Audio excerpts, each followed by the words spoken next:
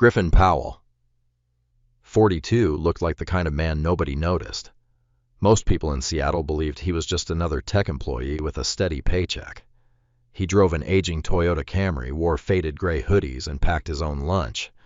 What they didn't know was that the company he helped build had just gone public, making him worth hundreds of millions overnight.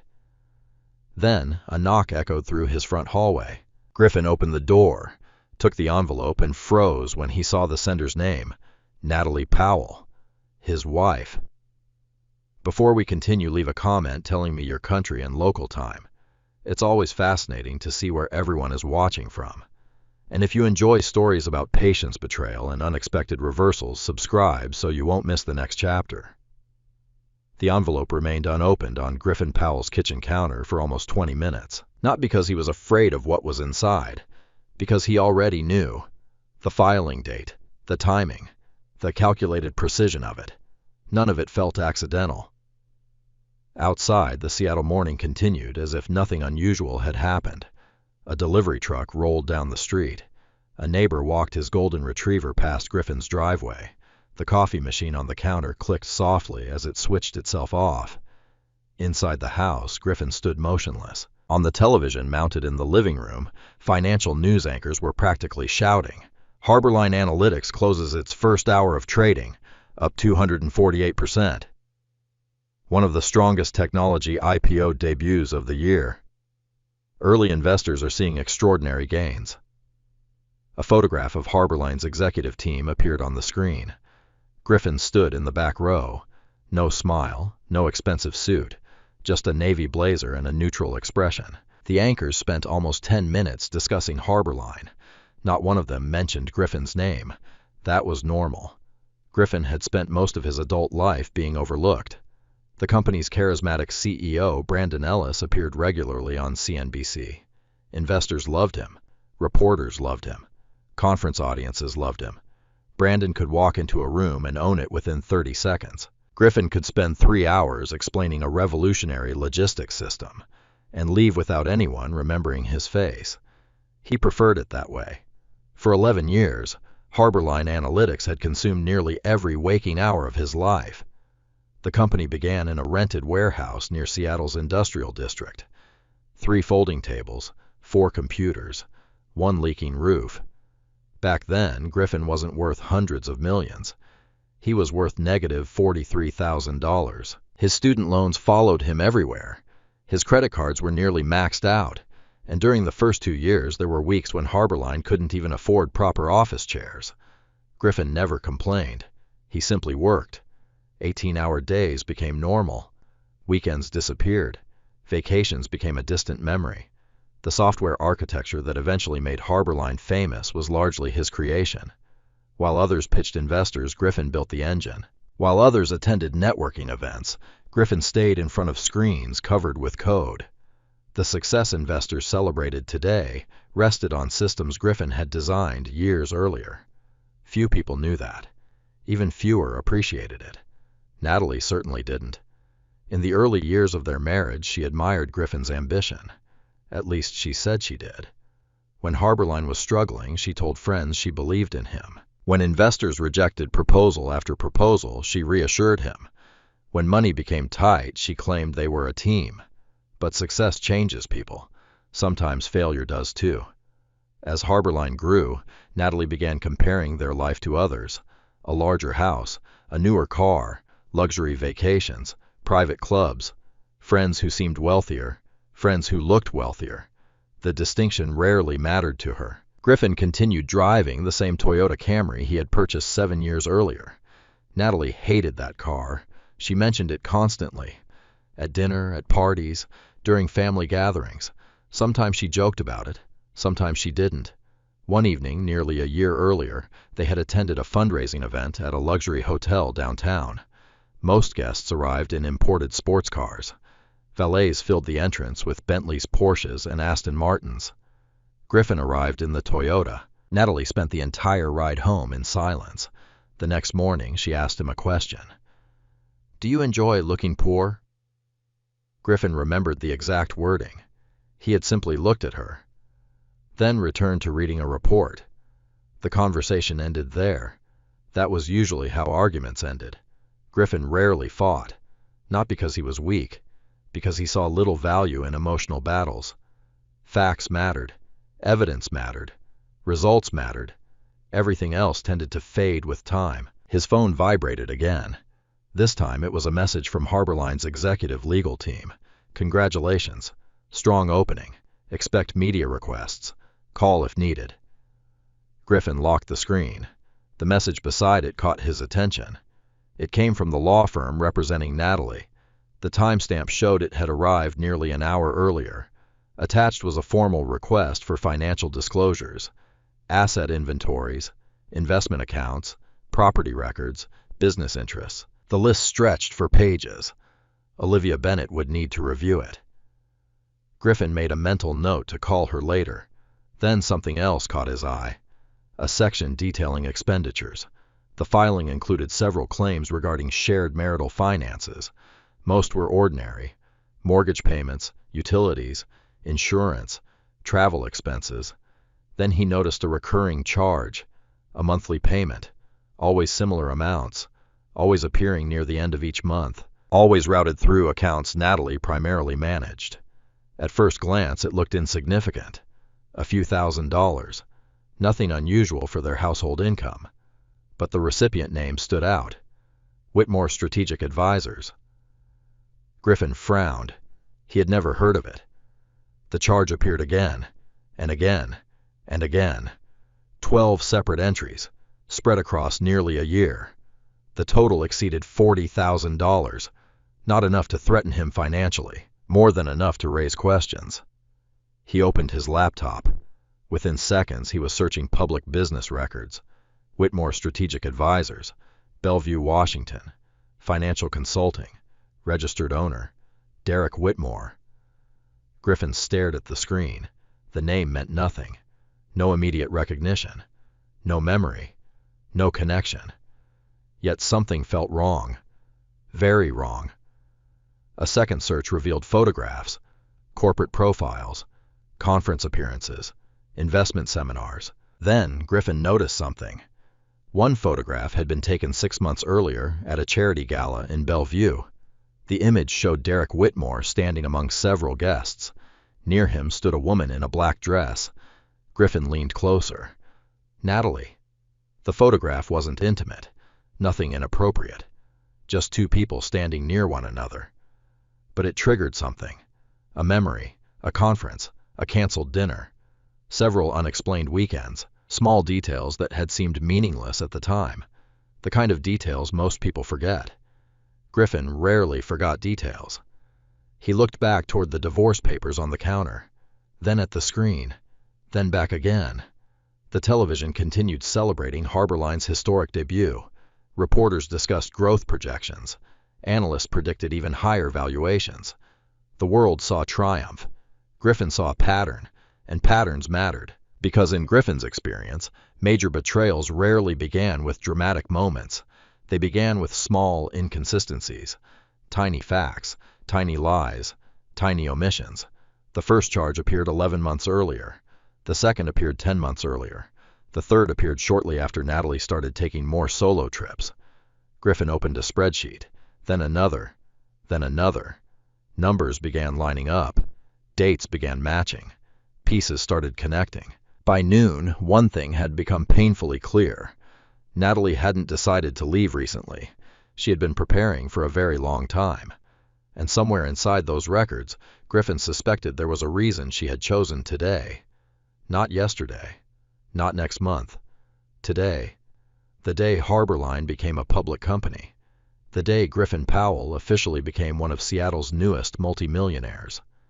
As he continued tracing the transactions, one question remained unanswered. Who exactly was Derek Whitmore? And why had Natalie been sending him money for almost a year? Griffin Powell did not sleep much that night. Not because of the divorce papers. Not even because Harborline Analytics had added an amount of wealth to his name that would have seemed absurd a week earlier. It was the pattern. The more Griffin examined the numbers, the less they looked random. And Griffin trusted patterns. By 6 o'clock the next morning, Seattle's sky was covered by a blanket of gray clouds. Rain tapped softly against the windows of his home. His laptop sat open on the kitchen table. A spreadsheet filled the screen. Dates, transactions, business registrations, hotel reservations, conference schedules. Most people would have seen unrelated pieces of information. Griffin saw a timeline. The payments to Whitmore Strategic Advisors began 11 months earlier. At first they were small, $2,000, then $3,000, then larger amounts. Each payment appeared shortly after one specific event: Natalie's so-called business trips, girls' weekends, charity functions, networking dinners, excuses he had never questioned, not because he was naive, because trust had never required surveillance. Until now. Griffin leaned back in his chair and studied the corporate profile of Derek Whitmore. 44 years old, investment strategist, graduate of the University of Washington, former wealth management executive, divorced, based in Bellevue. Professional photographs covered multiple financial websites.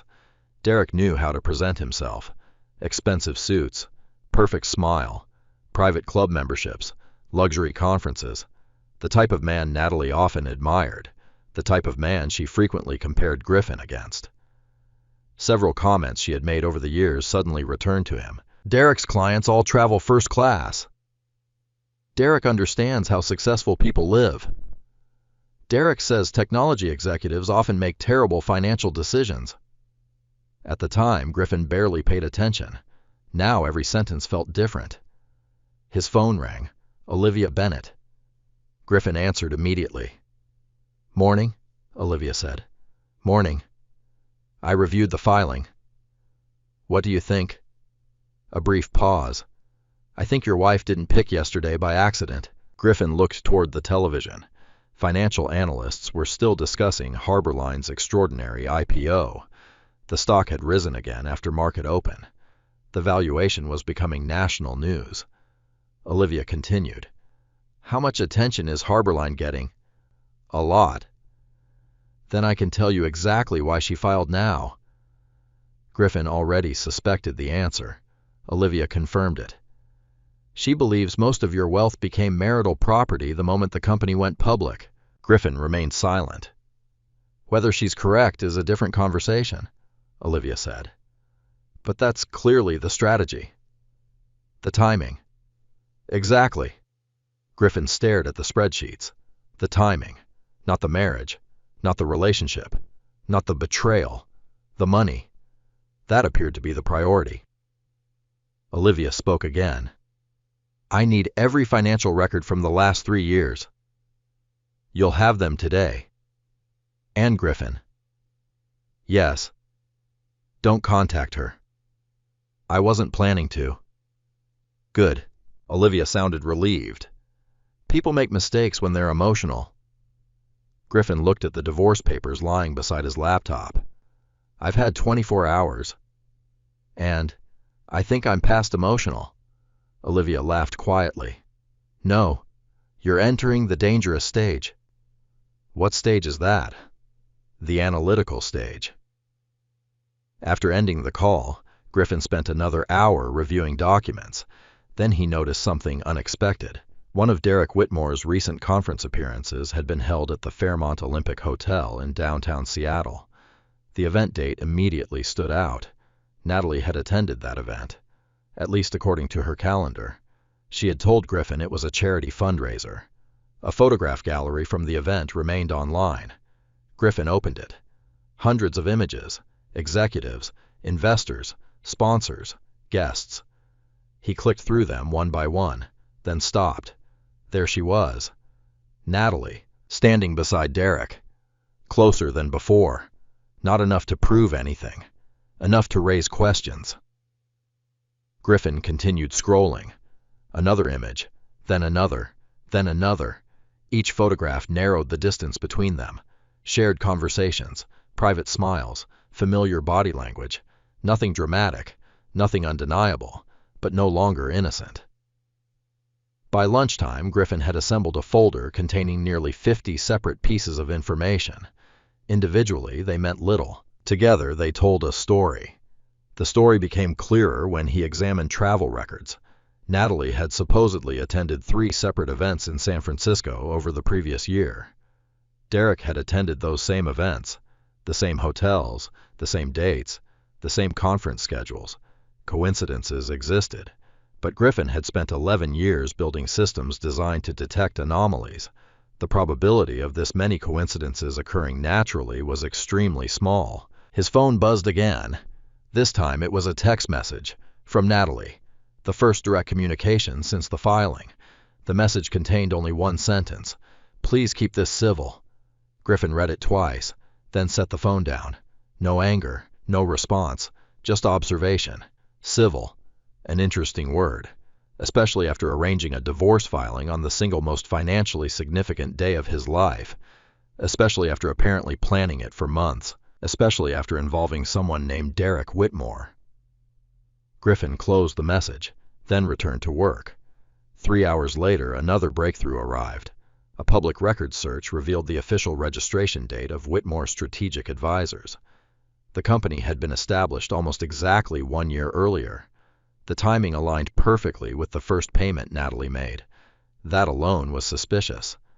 What caught Griffin's attention even more was the listed mailing address. He recognized it immediately. A luxury office building in Bellevue. Not because he had visited, because Harborline leased conference space there several times each year. The realization landed quietly.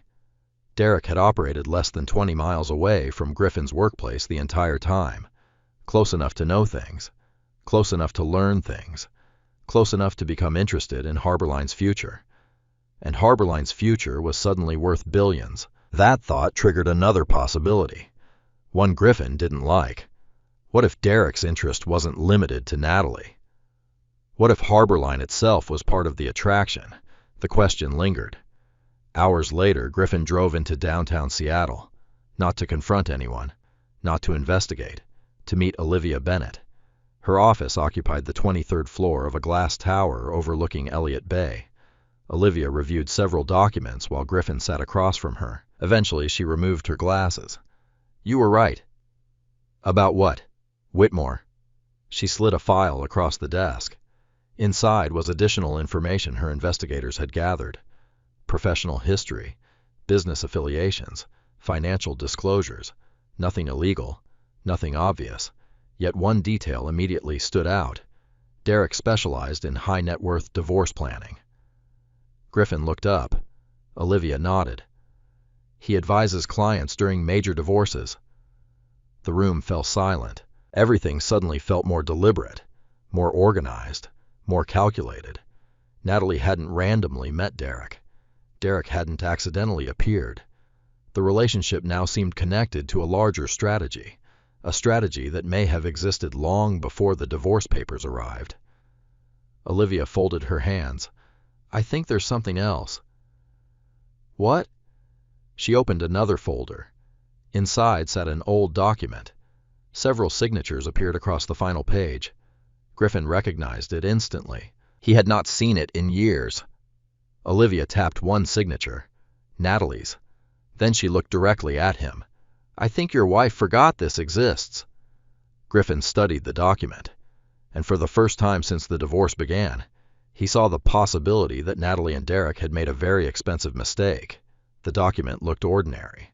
No dramatic title, no bold warnings, no language that would have stood out to anyone flipping through a stack of legal paperwork. Yet the moment Griffin Powell saw it, he remembered exactly where it came from.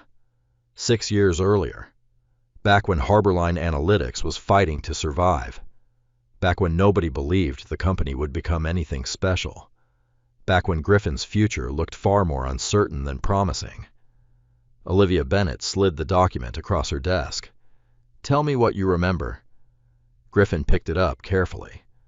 Outside the office windows, Seattle's waterfront disappeared beneath a curtain of rain. For a moment, he was no longer sitting in Olivia's conference room. He was standing inside a much smaller office 6 years earlier. A different life. A different version of Harborline. Back then, the company occupied part of a converted warehouse south of downtown Seattle. The building smelled faintly of concrete dust and machine oil. Half the lights flickered. The heating system barely worked. Several employees wore jackets indoors during winter. Harborline had been burning cash for months. Investors were growing impatient. Competition was increasing.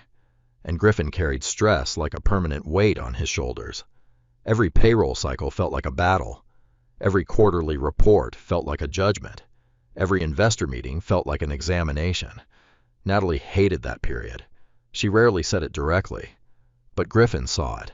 The anxiety, the frustration, the embarrassment. Many of her friends were marrying surgeons, attorneys, and executives with stable careers. Natalie had married a man betting everything on a technology startup that might fail. One evening she arrived home visibly upset. A dinner party had gone badly. One of her friends had spent most of the evening discussing vacation homes in Aspen. Another had shown photographs from a yacht trip in the Caribbean. Meanwhile, Griffin and Natalie were still carefully tracking expenses, still discussing budgets, still postponing major purchases. That night, Natalie sat across from Griffin at the kitchen table. She didn't yell. She didn't cry. She simply placed a folder in front of him. "What is this?" Griffin asked. "A post-nuptial agreement." Griffin remembered the exact moment, the kitchen light above them, the quiet hum of the refrigerator, the exhaustion in Natalie's voice. She explained her reasoning calmly. If Harborline failed, she didn't want future creditors pursuing assets connected to her. If the company collapsed, she wanted protection. If lawsuits appeared, she wanted separation. The request wasn't unreasonable. In fact, several advisors had recommended similar precautions. Griffin read every page, then looked at Natalie. "Are you sure? I need peace of mind. You understand what this means?" Yes. He wasn't entirely convinced she did, but Natalie insisted, again and again. She wanted it signed. She wanted it completed. She wanted the matter resolved. So Griffin hired independent counsel. Natalie hired independent counsel. The process took months. Lawyers reviewed language. Accountants reviewed disclosures. Additional clauses were added. Nothing happened quickly. Everything was documented. Everything was formal. Everything was legal. That detail would become important later. Eventually, the final version was completed. The agreement contained several major provisions. Most were routine. One wasn't. Any ownership interest connected to Harborline Analytics remained separate property. Any appreciation in value remained separate property. Any future increase in valuation remained separate property. Any intellectual property created through Harborline remained separate property. The language was remarkably comprehensive. At the time, the company was worth very little. Natalie barely paid attention to those sections. Her focus rested elsewhere. Protection, security, risk reduction. She signed. The agreement was notarized, witnessed, filed, stored, and forgotten. At least by Natalie. Griffin never forgot it existed. He simply never expected to need it. The memory faded as Griffin returned to the present. Olivia watched him carefully. "You remember now? Every detail. Good." Griffin looked down at the signature page. Natalie's signature appeared near the bottom, neat, clear, undisputed. Olivia opened another folder, then another, then another. The collection of supporting documentation seemed endless. "She had her own attorney," Olivia said. "I remember. We have the billing records." Griffin nodded. "We have the consultation notes." Another nod. "We have the disclosures." And Olivia leaned back.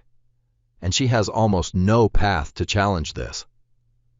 The statement hung in the room. For the first time since receiving the divorce papers, Griffin felt something shift. Not relief, not satisfaction, certainty. Facts were beginning to align. That mattered, because facts couldn't be manipulated as easily as emotions. Olivia continued reviewing documents. "There's more." Griffin waited. "Her filing assumes a significant portion of Harborline's IPO gains became marital property. And this agreement directly contradicts that assumption." The implications were obvious. If the agreement held up, the foundation of Natalie's strategy collapsed. Not entirely. There would still be assets to divide. Their home, joint savings, retirement accounts accumulated during the marriage, other property. But Harborline represented the overwhelming majority of Griffin's wealth. Without Harborline stock, the divorce looked very different. Olivia closed the file. I suspect Derek never saw this. That possibility interested Griffin, because if Derek specialized in divorce strategy, he should have discovered it, unless Natalie never mentioned it. Or perhaps she genuinely forgot. Both possibilities seemed plausible. People often ignored documents they believed would never matter. Then reality changed, and suddenly forgotten details became extremely important. A notification appeared on Griffin's phone. Market update. Harborline stock had surged again. He opened the alert. The number remained almost surreal. The company had gained billions in market capitalization within 2 trading sessions. Analysts were now calling Harborline one of the year's most successful public offerings. Financial media couldn't stop discussing it. Investors couldn't stop buying it. The valuation continued climbing. Griffin stared at the screen for several seconds. 6 years ago, the company had nearly died. Today, it dominated financial headlines. The contrast felt unreal. Another notification arrived. Then another. Messages from former colleagues, former investors, former employees. Congratulations. Amazing achievement. Well-deserved. Huge moment. Griffin appreciated the messages, yet none of them felt particularly important right now, because another realization had begun forming. Natalie hadn't filed for divorce when Harborline struggled. She hadn't filed when uncertainty existed. She hadn't filed when the company faced risk. She waited until success became visible, until value became measurable, until Wall Street validated what Griffin had spent 11 years building. Only then did the divorce papers appear. The timing said more than words ever could. Olivia interrupted his thoughts. When's the first hearing? 3 weeks. Good. She sounded confident. That gives us time. Time for what? Preparation. Griffin almost smiled. Preparation was a language he understood. Build carefully. Test everything. Verify assumptions. Document facts. The same principles that created Harborline would now guide the divorce. No emotional speeches. No dramatic confrontations. No revenge. Just evidence. Olivia gathered the files into neat stacks. Then she handed Griffin a copy of the agreement. Keep this. He slipped it into his briefcase. As he stood to leave, Olivia added one final thought. I expect Natalie will become more aggressive once she realizes what this document means. Griffin paused. You think she knows yet? No. Olivia's answer came instantly. I think she believes this is going according to plan. Outside, the rain had finally stopped. Clouds drifted slowly above Elliott Bay. For the first time in days, sunlight pushed through the gray sky. Griffin walked toward the parking garage. His phone vibrated once more. This time, the alert came from Harborline's Investor Relations Department. The stock had finished another remarkable trading day. More headlines, more interviews, more attention, more money, far more money. And somewhere in Seattle, Natalie Powell was probably celebrating her timing. What she didn't know was that a document she signed 6 years earlier had just become the most expensive signature of her life. 3 weeks later, Griffin Powell walked into the King County Superior Court building, carrying a single leather briefcase. The morning air was cold.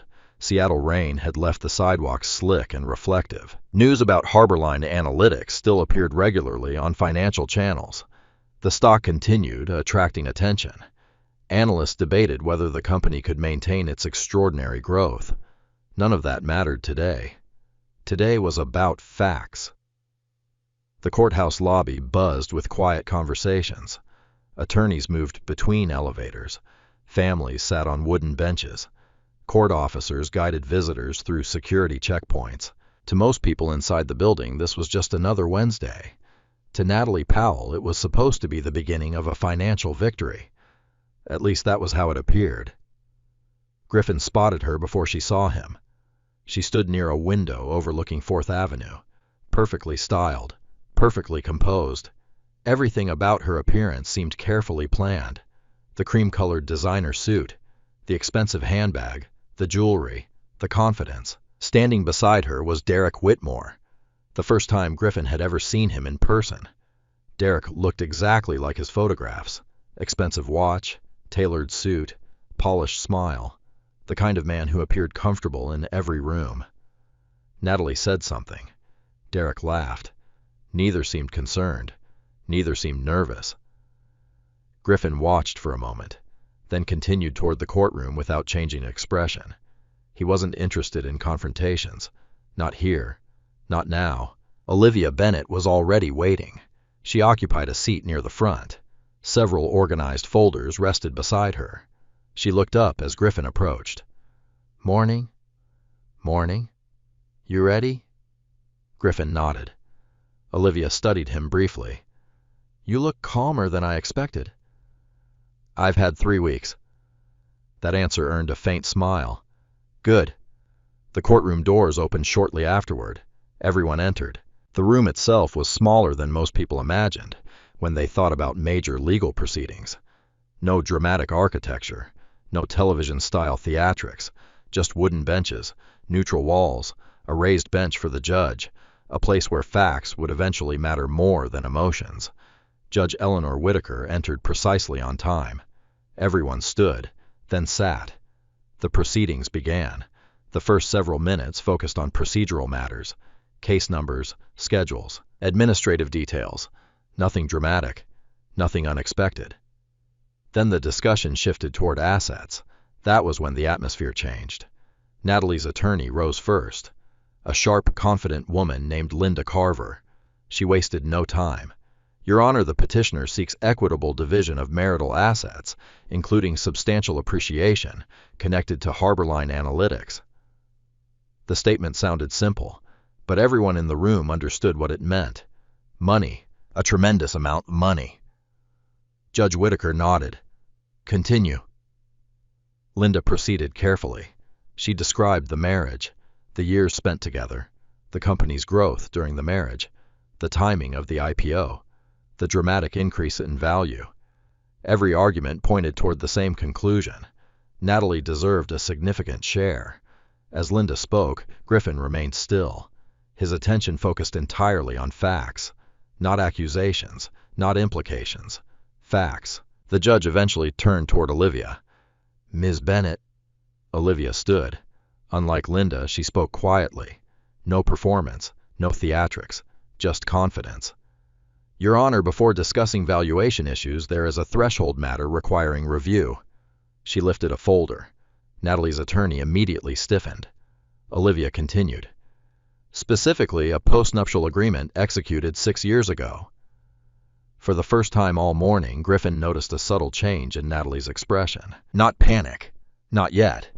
But surprise. Small, brief, real. Linda responded quickly. "We are aware of the document." Olivia nodded. "Excellent." Then she handed copies to the court.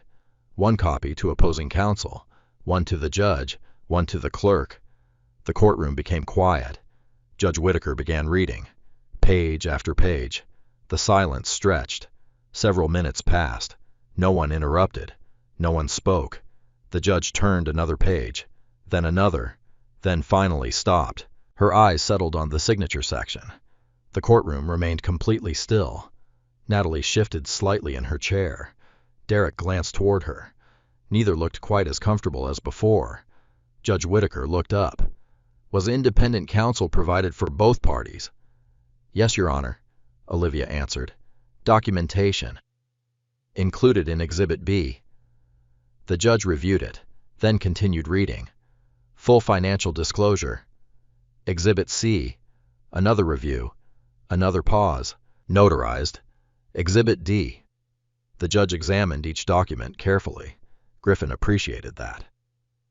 Rushed decisions created mistakes. Thorough reviews created clarity. Several more minutes passed. Then Linda Carver stood again. "Your Honor, we reserve the right to challenge enforceability." Judge Whitaker nodded. "On what basis?" Linda hesitated, only briefly, then answered. "Potential coercion." Griffin almost looked away. Almost. Because the argument felt strange. 6 years earlier, Natalie had been the one demanding the agreement. The memory remained vivid. She initiated it. She insisted on it. She accelerated the process. Olivia appeared unsurprised. Clearly, she expected the challenge. "Your Honor," Olivia said, "we anticipated that possibility."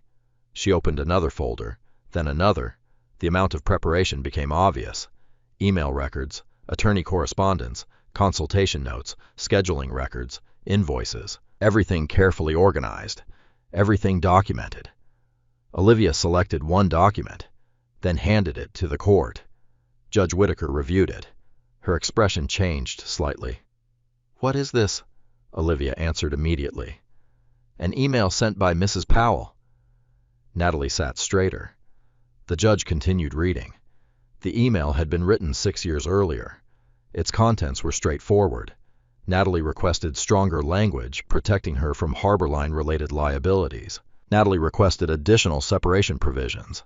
Natalie requested faster completion of the agreement. Natalie, not Griffin. Natalie's attorney immediately reviewed the same document. The confidence visible earlier began fading. Judge Whitaker placed the email beside the agreement, then reviewed another, and another. A pattern emerged. Every record pointed in the same direction. Natalie wanted the agreement. Natalie pushed for the agreement. Natalie signed the agreement, voluntarily, knowingly, with legal representation. The silence inside the courtroom deepened. Even Derek appeared uncomfortable now. For the first time since arriving, he stopped looking confident. He looked concerned. The judge finally set the documents aside, then folded her hands. "The court finds no immediate basis to disregard this agreement." The statement landed heavily. Linda Carver attempted another argument. Judge Whitaker listened, patiently, professionally, then interrupted. "I said immediate basis." The distinction mattered. Challenges could still be raised later, but for now the agreement remained in force. And that changed everything. Natalie's entire strategy depended upon access to Harborline's value. Without that assumption, the landscape shifted dramatically. The judge continued. "Accordingly, the request for immediate restrictions regarding Harborline equity is denied pending further review." The words were simple. Their impact wasn't. Olivia made a note. Griffin remained silent. Natalie stared toward the judge. Derek stared toward the table. Neither spoke. Neither smiled. The hearing continued for another 30 minutes. Schedules were established. Future discovery deadlines were assigned. Additional financial disclosures were ordered. Eventually, the session ended. People began gathering documents. Conversations resumed. Chairs moved. The atmosphere changed from tension to movement. As Griffin collected his briefcase, he noticed Natalie speaking quietly to Derek. Their expressions looked different now, less confident, more urgent. The hearing hadn't ended the case, far from it, but something important had happened. Reality had entered the room, and reality often disrupted carefully constructed plans.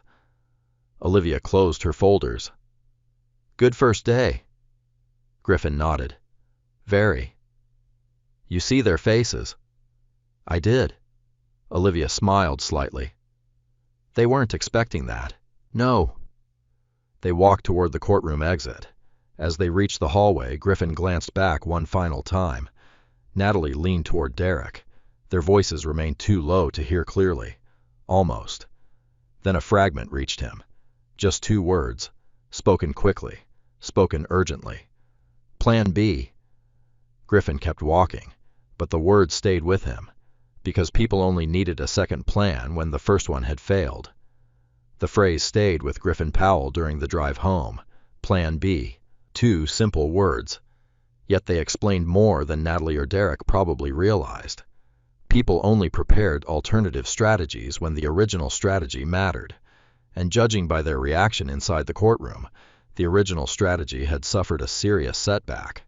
Rain streaked across Griffin's windshield as he crossed the Interstate 90 bridge toward Mercer Island. Seattle traffic crawled. Headlights reflected against wet pavement. Normally, Griffin used long drives to think about Harborline, product development, infrastructure, hiring, market expansion.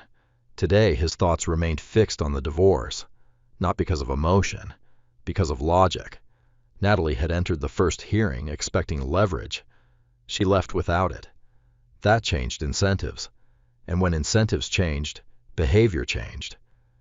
Griffin had learned that lesson years earlier while building Harborline. People revealed themselves most clearly when circumstances shifted unexpectedly. The next morning confirmed his suspicion. At 7:12 a.m., Olivia Bennett called. "Good morning?" "Morning?" "You were right." Griffin frowned. "About what?" "Plan B."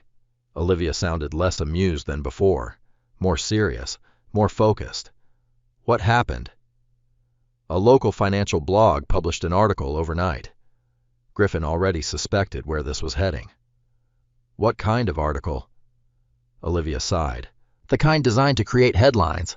She forwarded the link. Seconds later, Griffin opened it. The title appeared immediately.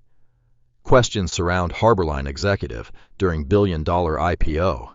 The article itself avoided direct accusations. That was intentional. Experienced people rarely made accusations they couldn't prove. Instead, the author used implication. Questions, suggestions, speculation. The article hinted that Griffin might have hidden assets. It questioned financial transparency. It suggested that ongoing divorce proceedings could reveal undisclosed information. Nothing concrete, nothing verifiable. Yet the purpose was obvious. Create doubt, generate attention, pressure Griffin, pressure Harborline, pressure investors, pressure everyone. Griffin read the entire article twice, then closed it. "Interesting," Olivia laughed. "That's your reaction." "What reaction should I have?" "Most people would be furious." Griffin stared out the kitchen window. Clouds drifted across the Seattle skyline. "Being furious wouldn't change anything." "No, it never does." Olivia sounded pleased. "Good, because this is probably just the beginning." Unfortunately, she was right. By noon, several smaller websites had repeated the story. By afternoon, social media discussions began spreading. Most comments were meaningless. People guessing, people assuming, people inventing narratives. That was the internet. But some investors paid attention, and investors influenced markets. By the closing bell, Harborline stock had fallen almost 9%. Not catastrophic, not devastating, but noticeable. The company's legal department immediately scheduled an emergency meeting. 3 hours later, Griffin sat inside Harborline headquarters overlooking Elliott Bay. The atmosphere differed dramatically from the celebration that followed the IPO. Executives looked concerned. Board members looked irritated. Investor relations staff looked exhausted. A giant screen displayed media coverage. Most remained positive. A handful did not. CEO Brandon Ellis stood near the front of the room. "Let's address the obvious." Nobody disagreed. Brandon turned toward Griffin. "You okay?" "Fine." "You want to explain what's happening?" Griffin nodded, then calmly summarized the situation. The divorce, the timing, the postnuptial agreement, the court hearing, the media article, the facts. Nothing more, nothing less. Questions followed. Direct questions. Difficult questions. Could this become larger? Could regulators become interested? Could additional allegations emerge? Could investors lose confidence? Griffin answered each one. Carefully, accurately, without speculation. Eventually, the company's general counsel spoke. Her name was Rebecca Chang. She had spent nearly 20 years handling corporate legal matters. People listened when she spoke. "What documentation do we have?" Griffin slid a folder across the table. Rebecca reviewed it. Then another. Then another. The room became quiet. After 15 minutes, she closed the final folder. "Everything appears documented." "Because it is." She nodded. "I don't see evidence of hidden assets." "There isn't any?" "Good." Several board members visibly relaxed. Facts mattered. Evidence mattered. The existence of records mattered. By the end of the meeting, Harborline's leadership reached a unanimous conclusion. Full cooperation, full transparency, no panic, no emotional responses, no public attacks, just facts, the same approach Griffin preferred. As the meeting ended, Rebecca stopped him. "One more thing." "What?" She handed him a separate report. "This came from compliance." Griffin opened it. Several pages detailed unusual trading activity occurring shortly before Harborline's IPO. At first glance, it seemed routine. Thousands of trades happened every day. Most meant nothing. Then Rebecca pointed toward a highlighted section. "This account." Griffin studied the information. The account had purchased a significant number of Harborline call options shortly before public trading began. A very aggressive position. A very profitable position. The timing stood out. The profit stood out even more. "Why am I looking at this?" Rebecca folded her arms. "Because compliance thinks the account may be connected to someone you know." Griffin's expression remained neutral. "Who?" Rebecca slid another page forward. The name appeared immediately. Whitmore Capital Holdings. Griffin stared at the page. Derek Whitmore. Not directly, not personally, but close enough. A company connected to him. A company associated with him. A company that somehow placed remarkably successful bets shortly before Harborline's public debut. The room suddenly felt smaller. Rebecca continued. "We aren't making accusations." "Understood. But the timing is unusual." Griffin agreed. Very unusual, especially considering what he already knew. Natalie's relationship with Derek, the divorce filing, the media campaign, the financial strategy. Now this, another piece of the puzzle. Not proof, not yet, but another piece. That evening, Griffin met Olivia Bennett again. This time, she reviewed both developments, the media attack, the trading activity. Her reaction remained measured, yet Griffin noticed something. She was becoming increasingly interested in Derek, not Natalie. Derek. Why him? Griffin asked. Olivia organized several documents. Because patterns matter. Griffin almost smiled. She sounded exactly like him. Olivia continued.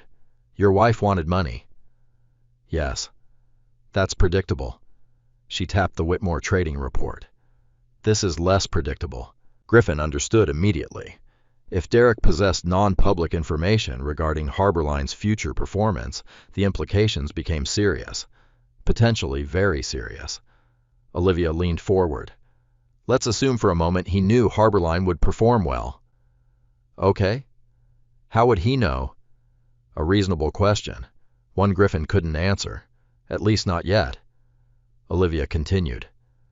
Then let's assume he believed the divorce could create leverage. Another reasonable assumption. Okay. And let's assume he encouraged that strategy. Griffin remained silent. The picture was becoming clearer.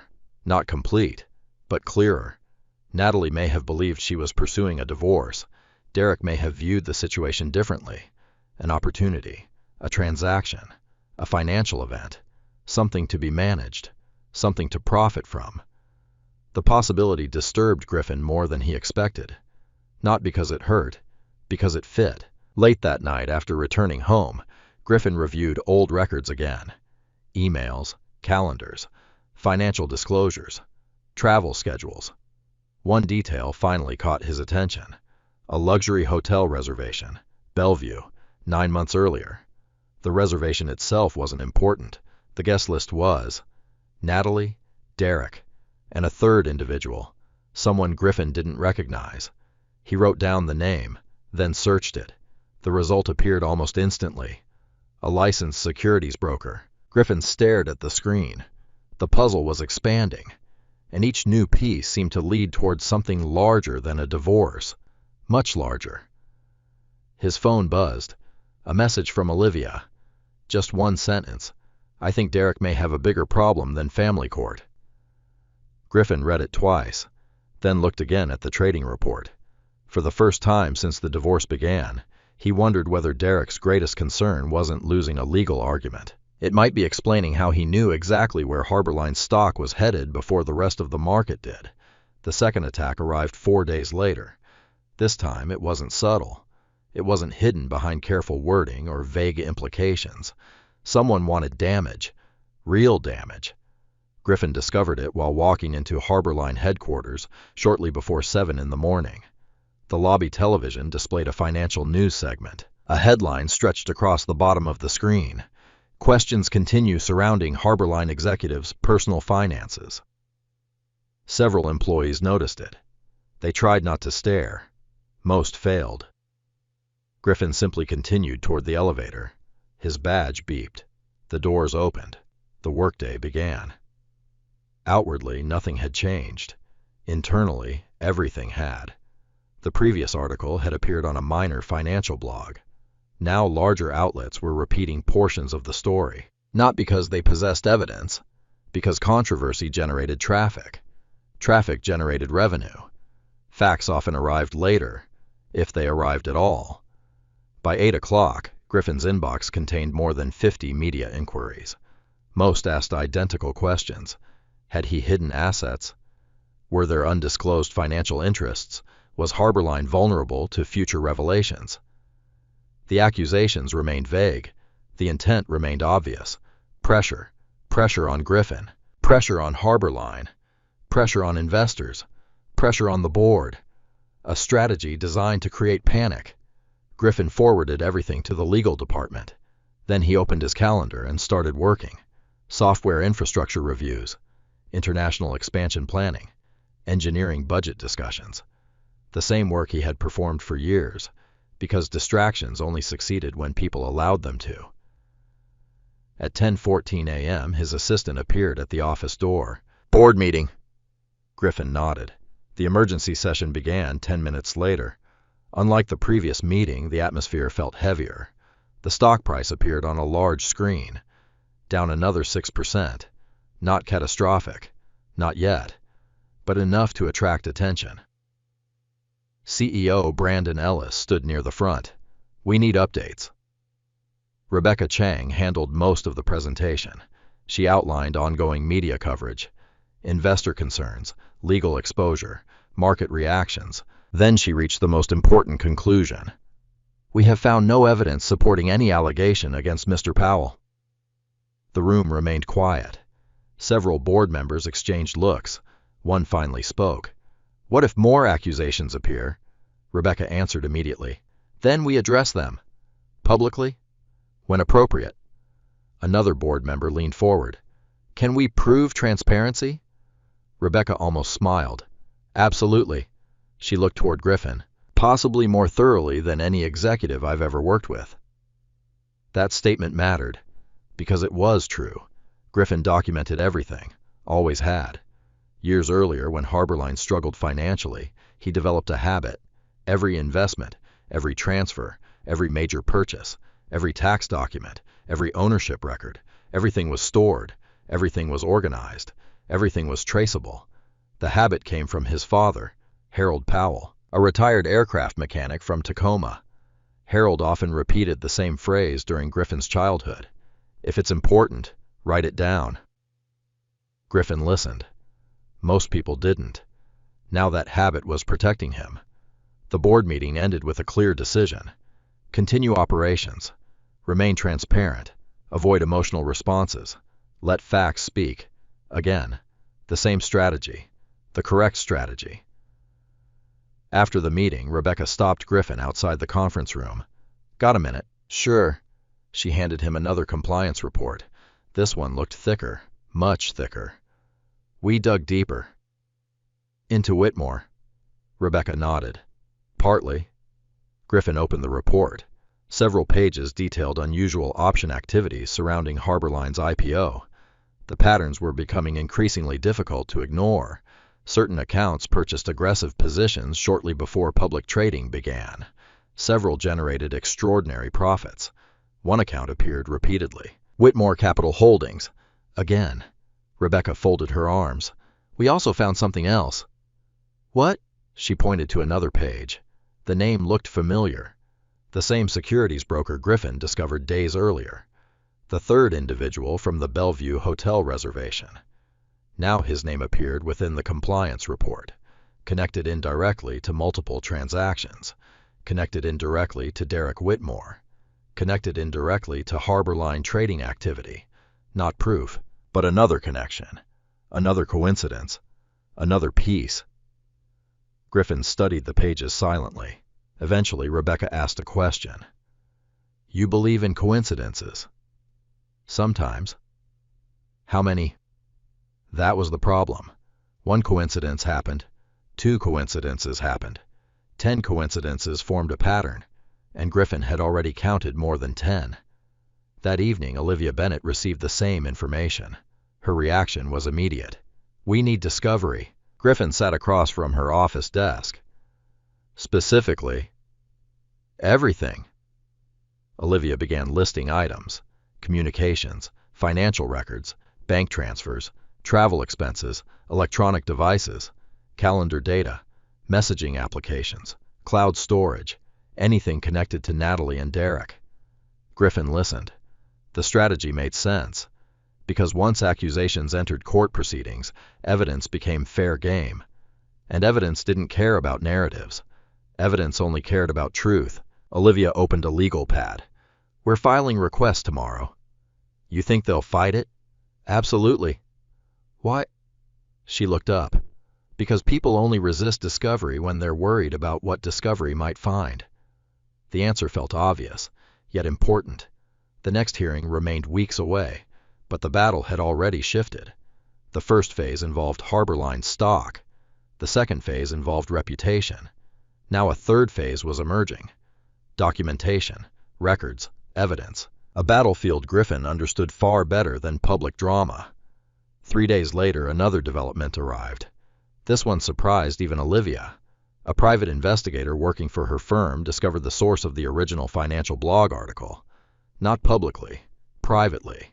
The trail led through marketing consultants, public relations contractors, third-party media contacts. Eventually, it reached a consulting agreement. The client name had been redacted. The payment source hadn't. Whitmore Strategic Advisors, Derek again. The revelation didn't prove misconduct, but it revealed intent. Someone was actively feeding the story. Someone wanted headlines. Someone wanted pressure. Someone wanted leverage. Olivia reviewed the report twice, then a third time. Finally, she leaned back. This isn't a divorce strategy anymore. Griffin agreed. The situation felt different now. Larger, more coordinated, more deliberate. Natalie may have started the process believing she was pursuing a favorable settlement. Derek appeared to be pursuing something else entirely.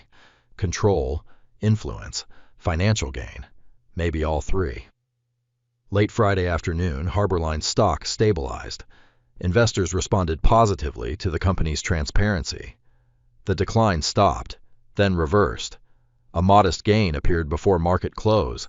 Nothing dramatic, but significant.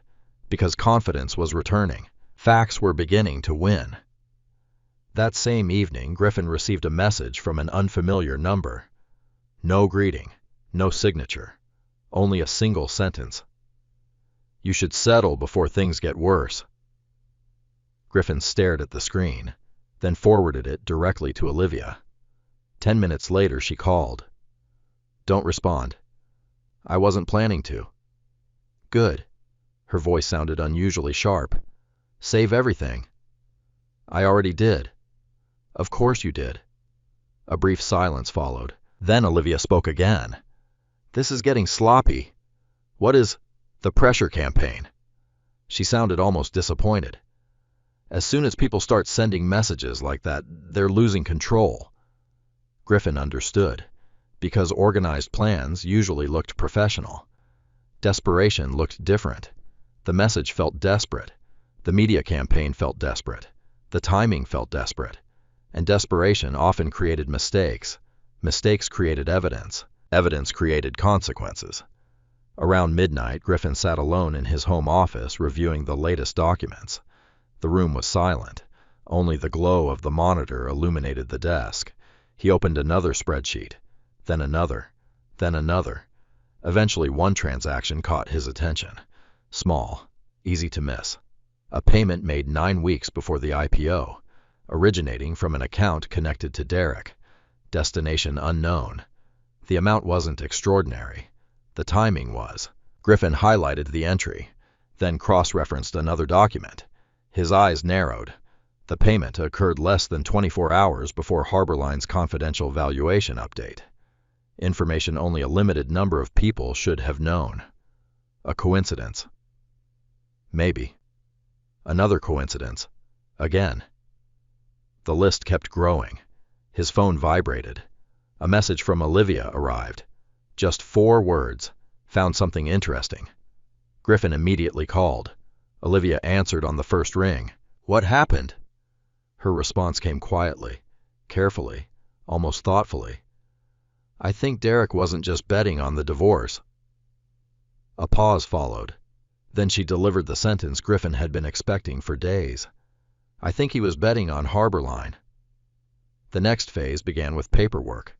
Not dramatic confrontations, not secret recordings, not surprise witnesses. Paperwork. Griffin Powell would have appreciated the irony. For weeks, Natalie and Derek appeared to believe they could shape the story through timing pressure and publicity. Now they were about to discover what happened when lawyers started asking for documents. Lots of documents. Olivia Bennett filed the discovery requests on a Monday morning. The list was extensive. Bank statements, credit card records, travel expenses, email communications, text messages, business records, hotel receipts, calendar entries, electronic device backups, cloud storage accounts. The request targeted information connected to both Natalie and Derek. Nothing unreasonable, nothing improper, just evidence. The court approved the requests, and suddenly the pressure shifted. For the first time since the divorce began, Natalie wasn't demanding information. She was being required to provide it. Griffin noticed the difference immediately. Olivia noticed it too. They're stalling. The comment came during a meeting inside her office overlooking Elliott Bay. What makes you think that? Griffin asked. Extension requests. She handed him several documents, multiple objections. Another stack followed. Delayed responses. Then another. Partial disclosures. Griffin looked through everything. The pattern was obvious. Delay, delay, delay, delay again. Olivia folded her arms. People don't usually fight disclosure this aggressively unless disclosure scares them. The observation felt accurate. Over the following weeks, information arrived slowly, often reluctantly. Each new document answered one question and raised 2 more. The hotel records came first. Several matched travel dates Griffin already suspected.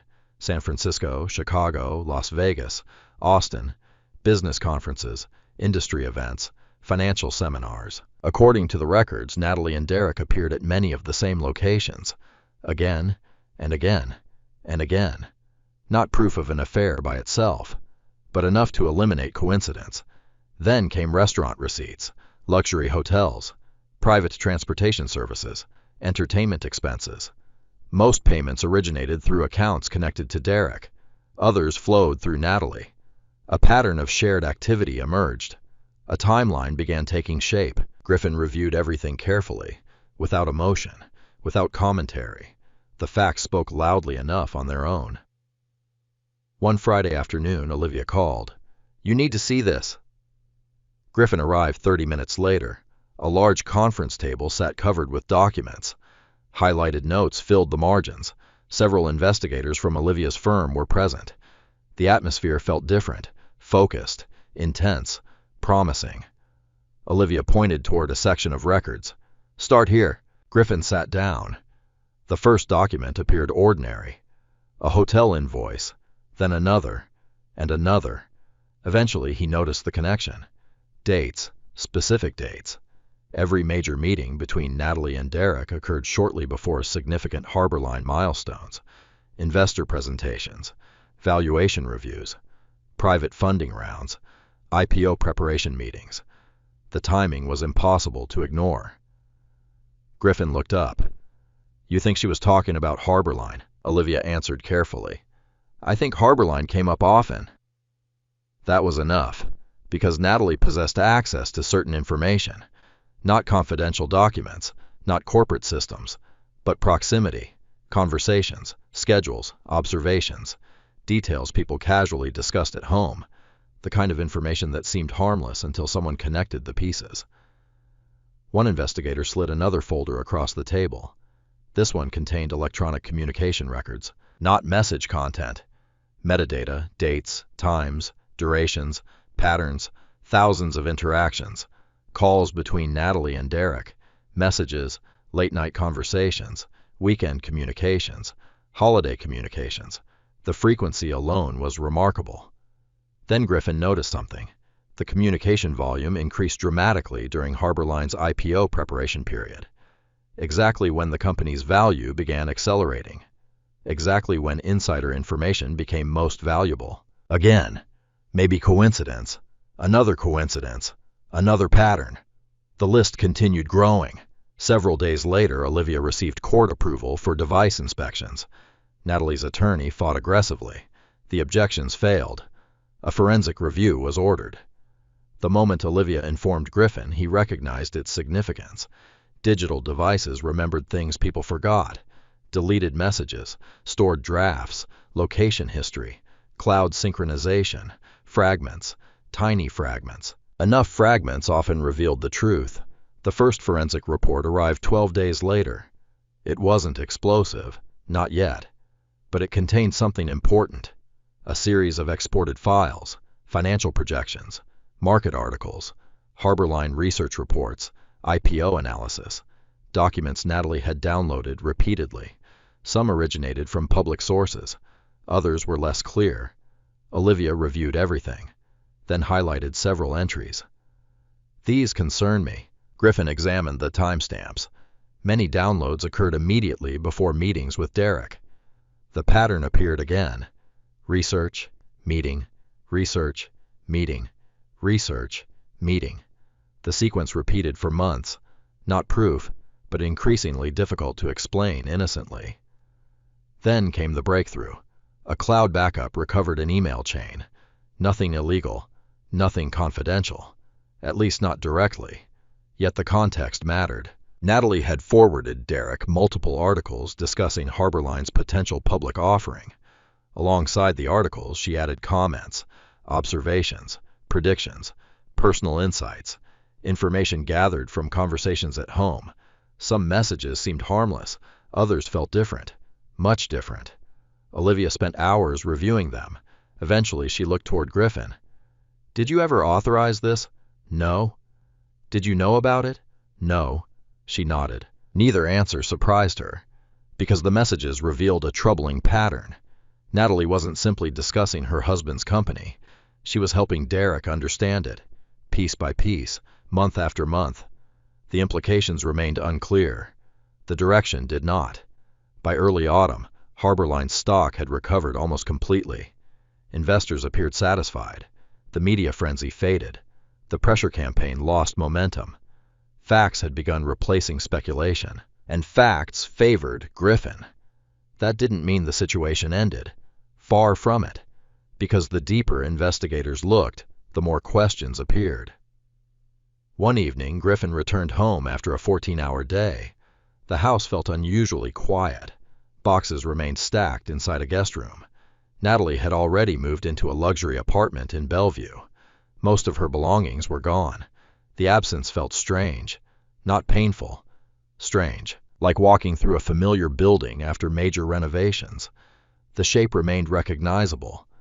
Everything else changed. Griffin sat at the kitchen table. His laptop displayed another report, another timeline, another collection of evidence. Then his phone rang. Olivia. Her voice carried unusual energy. "We got it."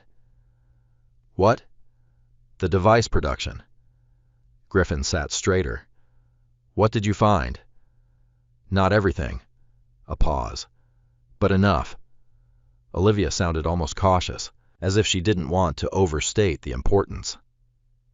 "We recovered communications referencing HarborLine directly." Griffin remained silent, listening, thinking, waiting. "The messages aren't complete." "Okay. But they established something important. What? Olivia opened a file on her end, then read a short excerpt, only a few words, yet those words changed everything. According to the recovered message Derek had written, keep collecting information. Timing matters. The sentence lingered in the silence. Simple, direct, damaging. Because timing had always mattered. The IPO timing, the divorce timing, the media timing, the trading timing. Everything came back to timing. Olivia continued. We're still analyzing the data. You think there's more? I know there's more. That certainty caught Griffin's attention. Olivia rarely sounded certain without reason. What aren't you telling me? A pause, then her answer. We found references to a document. What document? We don't have it yet. Another pause. But multiple communications mention the same file. Griffin waited. Olivia finally said the name. Mercer Exit Strategy. The title meant nothing immediately. Then Griffin remembered. Mercer, his last name. Powell. His middle name was Mercer. Very few people used it, almost nobody, which meant the document wasn't generic. It wasn't random. It was about him. Directly. Personally. Deliberately. Griffin stared through the dark kitchen window. The reflection staring back looked calm. Inside, however, a realization was forming. For months, he had assumed Natalie and Derek were reacting to Harborline's success. Now it appeared possible they had been planning around it. Long before the divorce papers ever arrived. Long before the IPO. Long before the first public accusation. And somewhere out there existed a file named Mercer Exit Strategy. A file that might finally explain everything. The deposition room looked nothing like a courtroom. No elevated bench, no audience, no dramatic atmosphere. Just a conference table, several chairs, a court reporter, and enough legal paperwork to fill multiple boxes.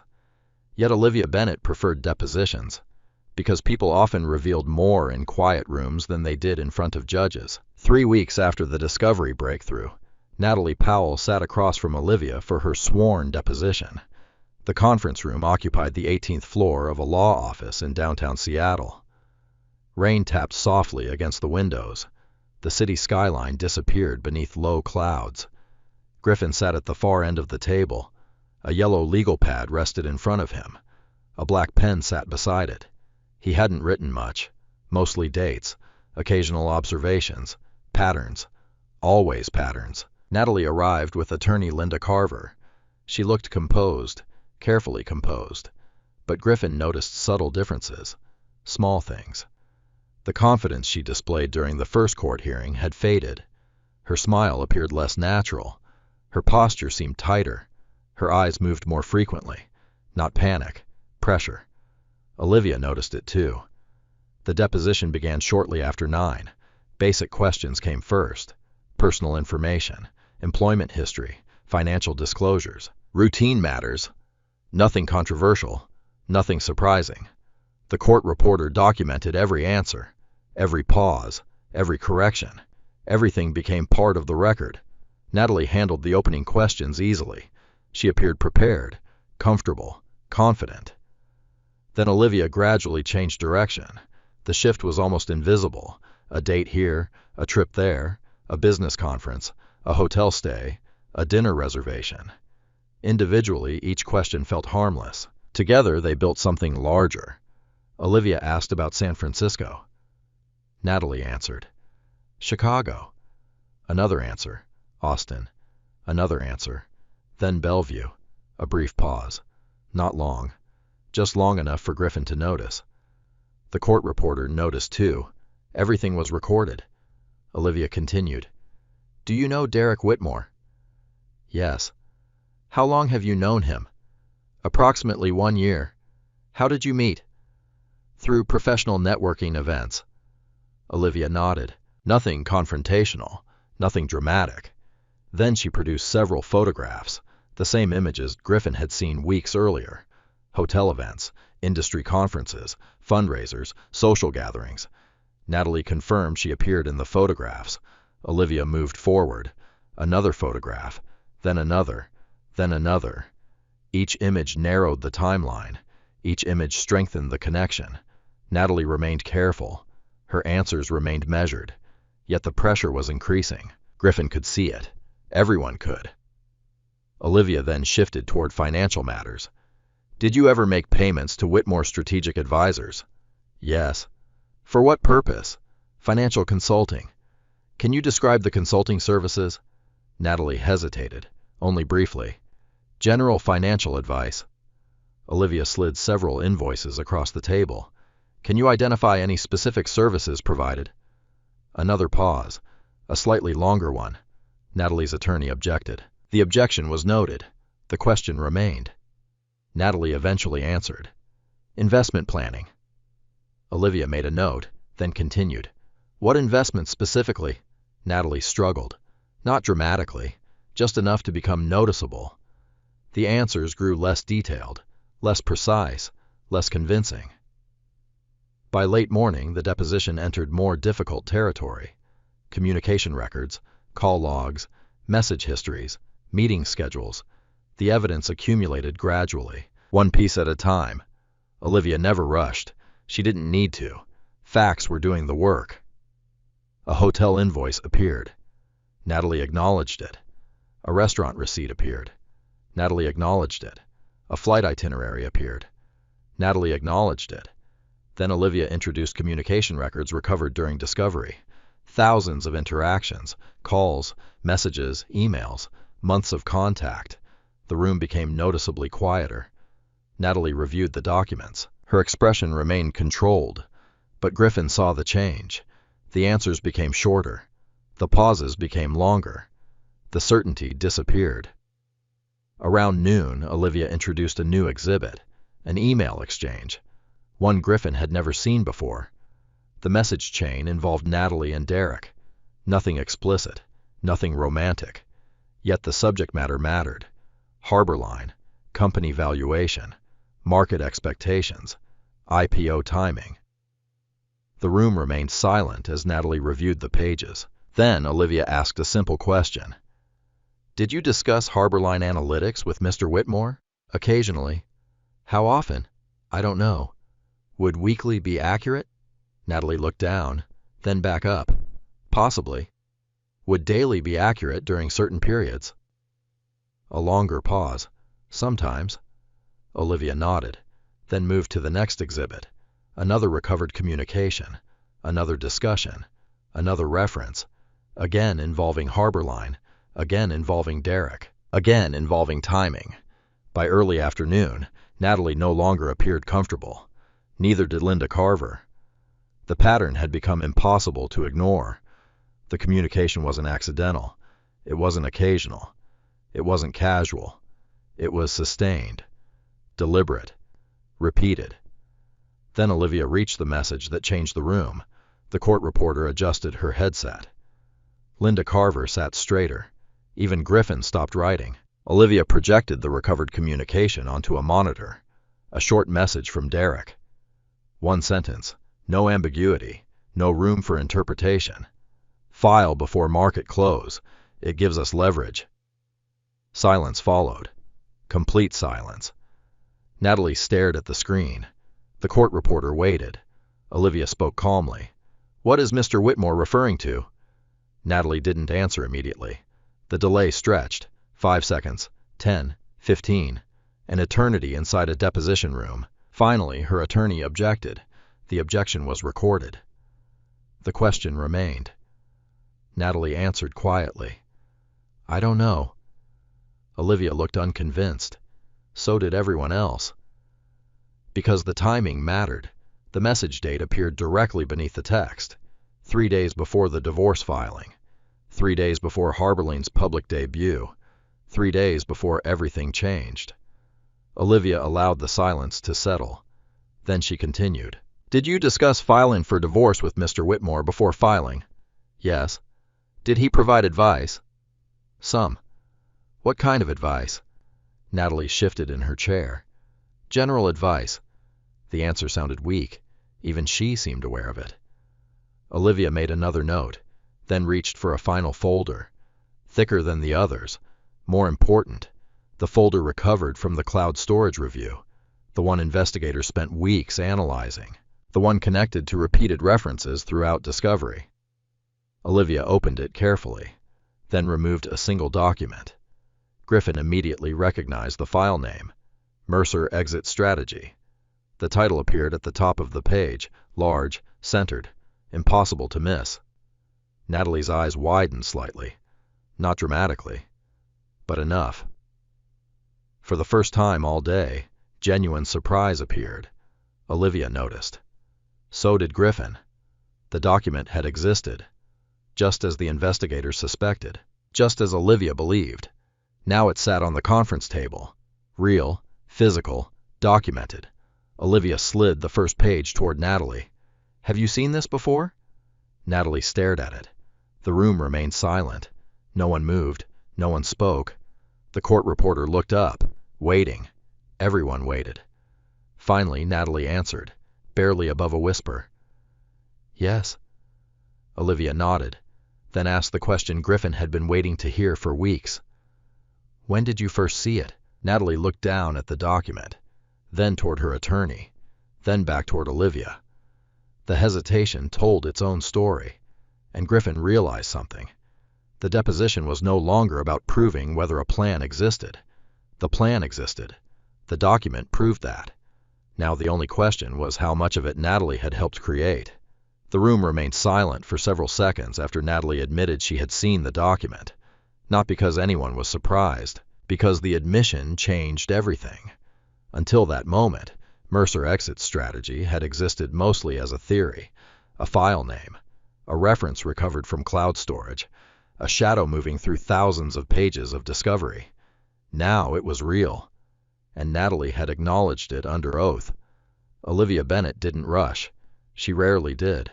The most effective moments in legal proceedings often came from allowing people enough silence to hear their own answers. Natalie sat motionless. The document rested in front of her. Her attorney looked increasingly uncomfortable. Across the table, Griffin Powell simply watched. No satisfaction, no anger, no triumph, just observation. The same way he approached complicated engineering problems, one fact at a time, one answer at a time. Olivia finally spoke. "When did you first see this document?" Natalie swallowed. "A few months ago." "Can you be more specific?" "Approximately 4 months." Olivia made a note, then continued. "Who created it?" Natalie hesitated. "Derek." The answer landed heavily, not because it was unexpected, because it confirmed what the evidence had been suggesting for weeks. Derek Whitmore wasn't simply advising Natalie. He was designing strategy, carefully, deliberately, methodically. Olivia turned a page. "Did you contribute to the document?" "A little." "What does a little mean?" Natalie looked toward Linda Carver. The attorney objected. The objection was noted. Natalie answered anyway. "I gave opinions." Olivia nodded. "What kind of opinions?" Silence. Another pause. Another hesitation. Then Natalie answered. "About timing."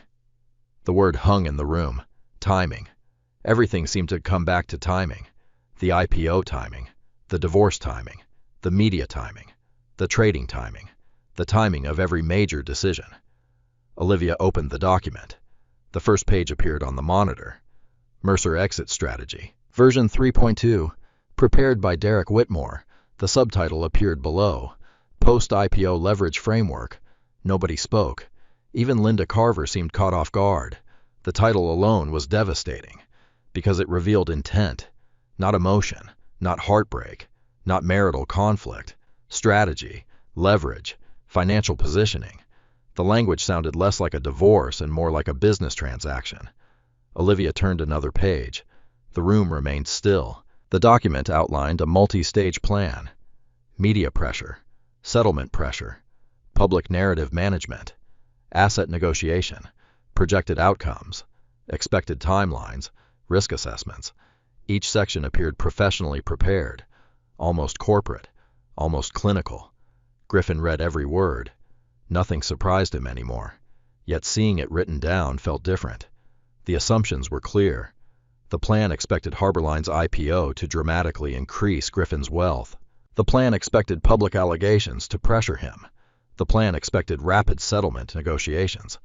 Most importantly, the plan expected Natalie to obtain a substantial financial recovery before the legal facts could be fully examined. The strategy depended on speed. Speed created leverage. Leverage created money. That was the theory. Olivia continued questioning. Did you review this document? Yes. Did you discuss it with Mr. Whitmore? Yes. Multiple times. Yes. Each answer came more quietly than the one before. The confidence visible months earlier had disappeared. Not because Natalie suddenly felt remorse. At least Griffin couldn't know that. What he could observe was something else, the collapse of certainty. People behaved differently when plans failed, and this plan had clearly failed. Olivia pointed toward a highlighted section. Please read paragraph 4. Natalie looked down, then read aloud. The words sounded worse spoken aloud than they appeared on paper. Recommended filing window, immediately before or during IPO event, to maximize negotiation pressure and perceived exposure. The sentence echoed through the room. Nobody needed Olivia to explain it. The meaning was obvious. The divorce timing wasn't coincidence.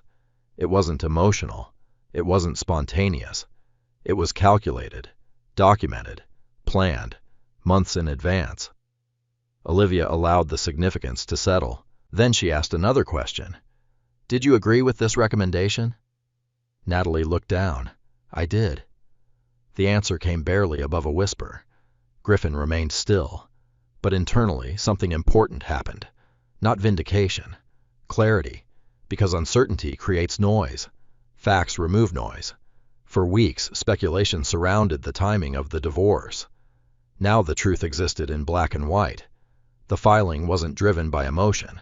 It was driven by strategy. Olivia turned another page, then another. The further they progressed, the more uncomfortable the document became. Some sections analyzed Griffin's personality. Others estimated likely responses. One paragraph described him as conflict-averse. Another predicted he would prioritize Harborline's public image over personal financial outcomes. Another suggested media pressure could accelerate concessions. Derek had studied him, carefully, systematically. The realization felt strange. A man Griffin barely knew had spent months developing a strategic profile of his life, yet Derek had made one major mistake. He misunderstood Griffin's relationship with facts.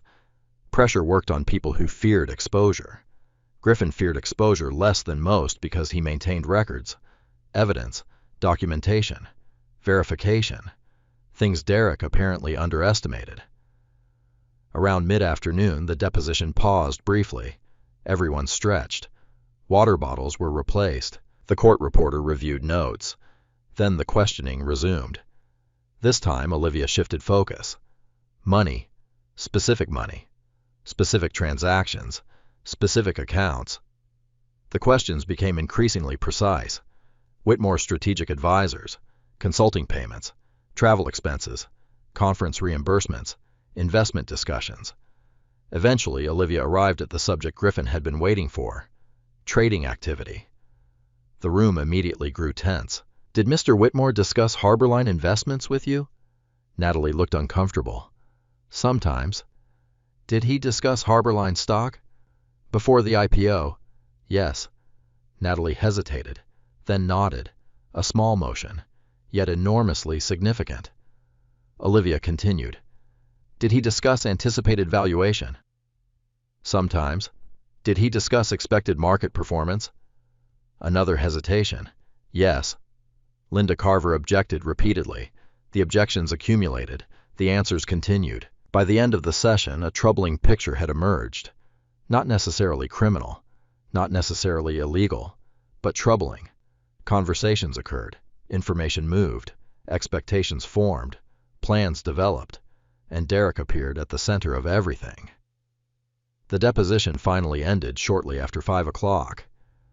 Everyone looked exhausted. Natalie left first. Linda followed close behind. Neither seemed interested in conversation. Olivia organized her materials carefully, then looked toward Griffin. Well? Well? She smiled slightly. That was productive. An understatement. The deposition had changed the case, fundamentally, perhaps permanently. Griffin gathered his notes, then noticed Olivia holding several additional pages. What are those? The last recovered files. Anything important? Olivia considered the question, then handed him the documents. The pages contained internal notes attached to Mercer exit strategy. Most were ordinary. Strategy revisions, draft language, timeline updates. Then Griffin saw a familiar sentence, a sentence that immediately caught his attention. Derek had written, "Primary risk Powell may possess documentation we cannot anticipate." Griffin read it twice, then a third time. Olivia noticed. He was worried about records. He should have been. The statement earned a quiet laugh, because it was true. For 11 years, Griffin documented everything. Not because he expected betrayal, because documentation solved problems. Now those habits were protecting him. Again. Olivia closed the folder. "We'll be filing additional motions. Based on this, among other things." Griffin nodded. The day had revealed a great deal, yet one question remained unanswered. Perhaps the most important question. If Derek invested so much effort into building the plan, if he invested so much effort into timing the divorce, if he invested so much effort into media pressure, what exactly did he stand to gain? Because the deeper Griffin looked, the less this seemed like a simple relationship, and the more it resembled a financial operation. As they left the conference room, Olivia's phone vibrated. She checked the screen, then stopped walking. Her expression changed immediately. Not surprise, concern, focused concern. "What is it?" Griffin asked. Olivia looked up. "We just received another compliance update." Griffin waited. Olivia lowered the phone slowly. "The investigators traced additional Harbor Line-related trades." A pause followed. Then she added the part that mattered. "The trail leads much closer to Derek than we thought." By November, the divorce no longer looked like the case Natalie Powell originally imagined. The strategy outlined inside Mercer exit strategy depended on momentum, fast pressure, fast settlements, fast concessions. Instead, everything slowed down. Facts had a way of slowing things down, and facts increasingly favored Griffin Powell. The weeks following Natalie's deposition proved especially difficult for her side. Not because of public opinion, not because of media coverage, because every new document seemed to reinforce the same conclusion. The divorce filing had been strategically timed. The pressure campaign had been deliberate. The assumptions behind the plan had been wrong. Most importantly, the postnuptial agreement remained firmly intact. That reality changed the financial landscape completely. One rainy Tuesday morning, Griffin arrived at Olivia Bennett's office for a mediation session. The conference room overlooked Elliott Bay. Cargo ships drifted slowly through gray water. Clouds hung low above the city. The atmosphere inside the room felt colder than the weather outside. Natalie sat at one end of the table, Linda Carver beside her. For the first time since the divorce began, Derek Whitmore was absent. Griffin noticed immediately. So did Olivia. The empty chair mattered, because Derek had been involved in almost every major decision up to this point. Now he was nowhere to be seen. Natalie appeared tired, not physically, mentally. The confidence she displayed months earlier seemed increasingly difficult to maintain. Olivia opened the meeting. "The purpose today is settlement discussion." Simple, professional, direct. Everyone understood what that meant. Avoid trial if possible, reduce costs, resolve disputes, move forward. Natalie spoke first, not her attorney, her. That alone surprised Griffin. She cleared her throat, then looked directly across the table. "I want this finished." Griffin said nothing. Olivia nodded. "What proposal are you presenting?" Natalie slid a folder across the table. Linda Carver added supporting documents. Olivia reviewed everything carefully. The room remained silent. Several minutes passed. Finally, Olivia closed the folder, then looked at Griffin. The proposal was substantial, very substantial. Natalie wanted a large cash settlement, far larger than what existing marital assets justified, far smaller than Harborline stock would have produced, which told Griffin something important. The strategy had changed. Originally, Natalie wanted access to Harborline. Now she wanted money. Any money. As much as possible. As quickly as possible. The difference mattered. Olivia leaned back. "We reject this." The response arrived instantly. No hesitation. No negotiation. Natalie's expression tightened. "What?" Olivia remained calm. "We reject it. You didn't even discuss it. We reviewed it." Natalie's frustration became visible. For months she operated from a position of perceived strength. Now that strength was fading. Rapidly. She looked toward Griffin. "You're really going to do this?" Griffin finally spoke. His voice remained quiet. "I'm doing exactly what I've done from the beginning." Natalie stared. "What does that mean?" "It means we'll divide marital property fairly." The answer sounded simple, because it was. Griffin had never argued against legitimate division. The house, joint accounts, vehicles, retirement contributions accumulated during the marriage, all legitimate, all subject to division. Harborline was different. The agreement made that clear. The court had repeatedly acknowledged it. Natalie knew it. Everyone knew it. She just didn't like it. Olivia opened another folder, a detailed asset schedule. Every major asset, every valuation, every account, every obligation, everything documented, everything supported. "We're offering equitable distribution under Washington law." Natalie barely looked at it, because she already understood the problem. The numbers were real. The numbers were fair. The numbers simply weren't what she expected. Not even close. The conversation continued for nearly 2 hours. Proposal, counterproposal, discussion, clarification, rejection, again and again. Eventually, frustration began replacing strategy. Natalie's voice grew sharper, her answers shorter, her patience thinner. Griffin noticed something else. Every time financial questions became difficult, Natalie glanced toward her phone, almost automatically, as though expecting someone, waiting for someone, looking for someone. Derek. But Derek never appeared.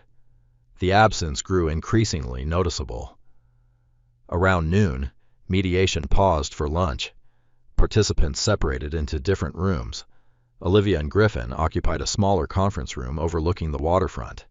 Neither touched the catered sandwiches waiting on the table. Olivia reviewed notes instead. After several minutes, Griffin asked the question both had been thinking. "Where's Derek?" Olivia looked up. "Good question." "You know something." She considered the statement, then nodded. "A little." Griffin waited.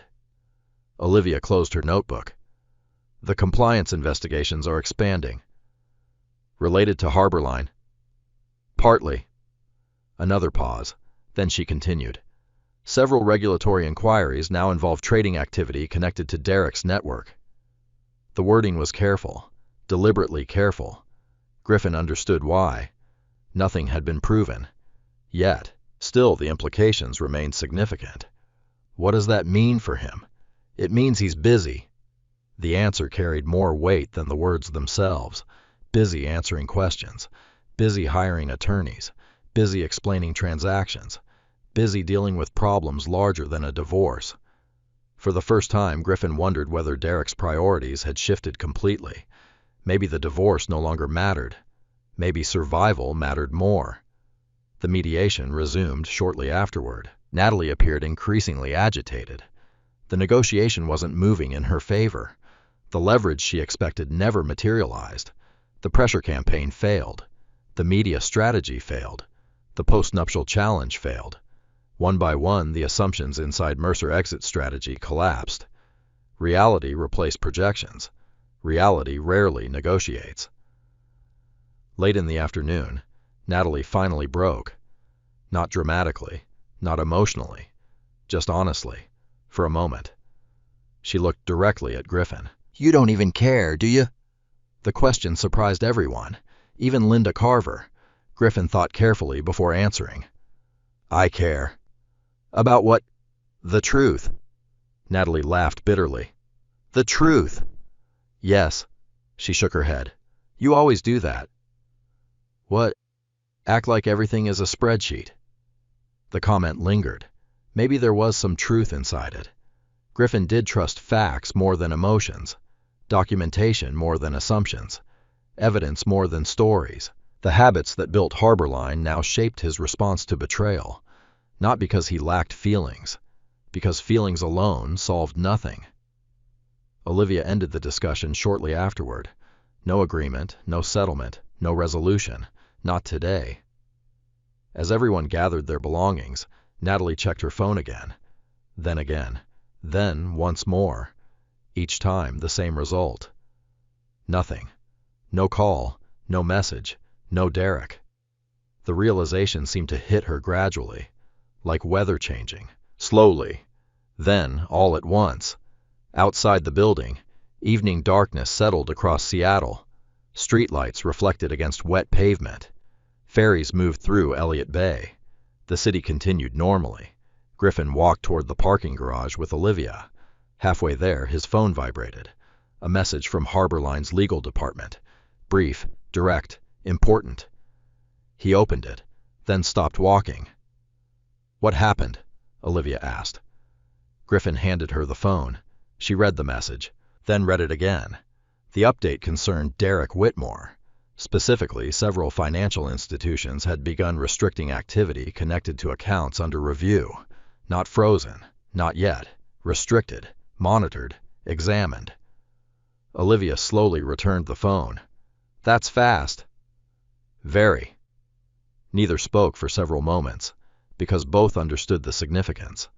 People under routine review rarely attracted that level of attention. Something bigger was happening. Something moving beyond family court. Something Derek probably never anticipated. Across town, Natalie was likely still waiting for answers, waiting for guidance, waiting for support, waiting for the man who spent months helping design the plan. The problem was that Derek Whitmore suddenly had problems of his own, and judging by everything Griffin had seen, Derek appeared increasingly interested in protecting Derek. Not Natalie, not the strategy, not the relationship, just himself. As Griffin started his car, another message arrived. This one from an unknown source. Only a screenshot, no explanation, no signature. The image displayed a recent communication attempt. Natalie calling Derek. 5 times, no answer. Griffin stared at the screen, then locked the phone. For the first time since the divorce began, he wondered whether Natalie had finally discovered the same truth he discovered months earlier. The people who build plans around money often disappear when the money becomes dangerous. Derek Whitmore disappeared on a Thursday morning. Not officially. Not at first. There were no announcements, no statements, no dramatic exits. Just silence. The kind that only became noticeable after enough noise had already existed. Griffin Powell first heard about it from Olivia Bennett. Her call came at 6:48 a.m. Short, direct. Derek's counsel just requested an emergency extension on all filings. Griffin paused at his kitchen counter. Extension for what Olivia didn't hesitate. For everything. That answer said more than any detailed explanation could. By mid-morning, more pieces followed. Derek missed scheduled compliance meetings. 2 financial institutions escalated internal reviews. A brokerage connected to Whitmore Capital Holdings restricted outgoing transfers. By afternoon, the pattern was unmistakable. Derek Whitmore was no longer controlling his situation. He was reacting to it, and reacting poorly. Griffin sat in his office at Harborline, watching the reports accumulate on his screen. He didn't speak much. He didn't need to. Each update confirmed what he already suspected. The structure around Derek was collapsing, slowly, quietly, but consistently. Olivia arrived just before noon. She didn't sit immediately. She placed a file on Griffin's desk first. This is the latest compliance summary. Griffin opened it, then scanned, then stopped. Several pages detailed aggressive regulatory scrutiny. Not accusations, not charges. Scrutiny. That distinction mattered. Regulators didn't move quickly without reason. and they didn't expand investigations without signals. What triggered this? Griffin asked. Olivia leaned against the desk. Multiple flagged trades, timing irregularities, cross-account correlations. She paused. Your name keeps appearing indirectly. Griffin looked up. Indirectly, yes. A second pause. Through derivatives positioning linked to Whitmore Capital. The room grew quiet. Outside the glass wall, Seattle moved normally. Cars, people, rain. Inside, everything felt narrower, focused. Griffin closed the file slowly. Does this connect to Natalie? Olivia considered the question carefully. Not directly. Then she added, but everything connects to Derek. That was the first time she said it that plainly. Not suspicion, not theory. Connection. Griffin stood and walked to the window. Lake Union stretched beyond the buildings, gray and still. You think he used her? He said. Olivia didn't answer immediately. Careful lawyers rarely rushed into moral conclusions, but when she finally spoke, her voice was lower. I think he used the situation, a difference that mattered. Natalie might have believed she was part of a personal strategy. Derek might have been running something larger, much larger. That evening, Griffin drove to Tacoma, not for business, not for court, for his father. Harold Powell lived in a modest house near the harbor. Same house for 30 years, same porch light, same worn wooden steps. Harold opened the door before Griffin knocked twice. You look tired, his father said. I'm fine. That's what tired people say. Griffin didn't argue. They sat in the small kitchen, tea steaming between them. For a while, neither spoke. Then Harold finally nodded toward Griffin's briefcase. You still carrying everything in there? Griffin glanced at it.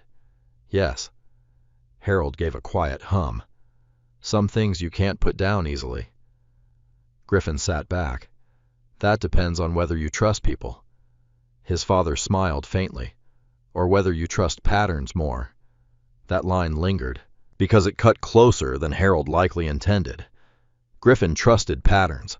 Patterns had built his company. Patterns had protected his company. Patterns were now revealing the structure of his personal collapse, or what had been designed to look like one. Later that night, Griffin received another call from Olivia. Her tone was different this time. Something just changed. What happened? Derek's legal team submitted a full disclosure package to regulators. Griffin frowned. Voluntarily? That's the strange part. A pause. He didn't wait for enforcement. Griffin understood immediately. Voluntary disclosure wasn't cooperation. It was control. It meant Derek was trying to shape the narrative before someone else did. Olivia continued. And there's something else. What he named Natalie. The words landed sharply. Griffin didn't respond for several seconds. Named her how involved party context, communication records, timeline reference. Olivia exhaled. Not as a target, not as a defendant, but as part of the operational timeline. Operational timeline. The phrase didn't belong in a divorce case. Griffin walked slowly toward his window. The city lights below looked distant, smaller than usual. Is she in trouble? He asked. Olivia answered carefully. Not legally, not yet. Then she added, but she's now part of something she probably didn't understand. The implication was clear.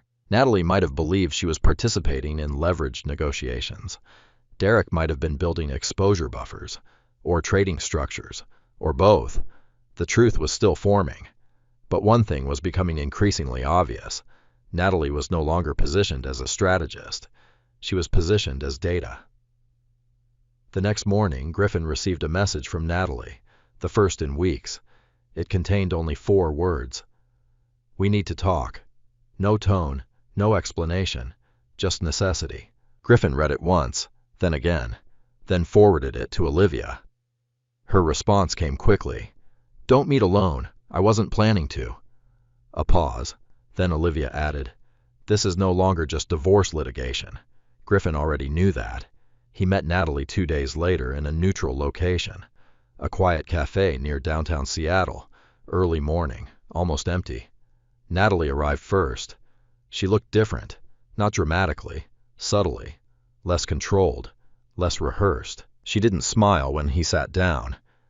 "You've been avoiding me," she said. "I've been responding through counsel. That's not the same thing."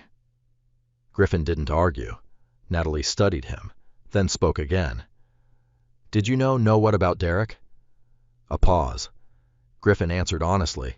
"I knew enough." "That's not an answer. It's the only one that matters." Natalie looked away. For the first time, uncertainty replaced frustration. "He said this would be simple," she said quietly.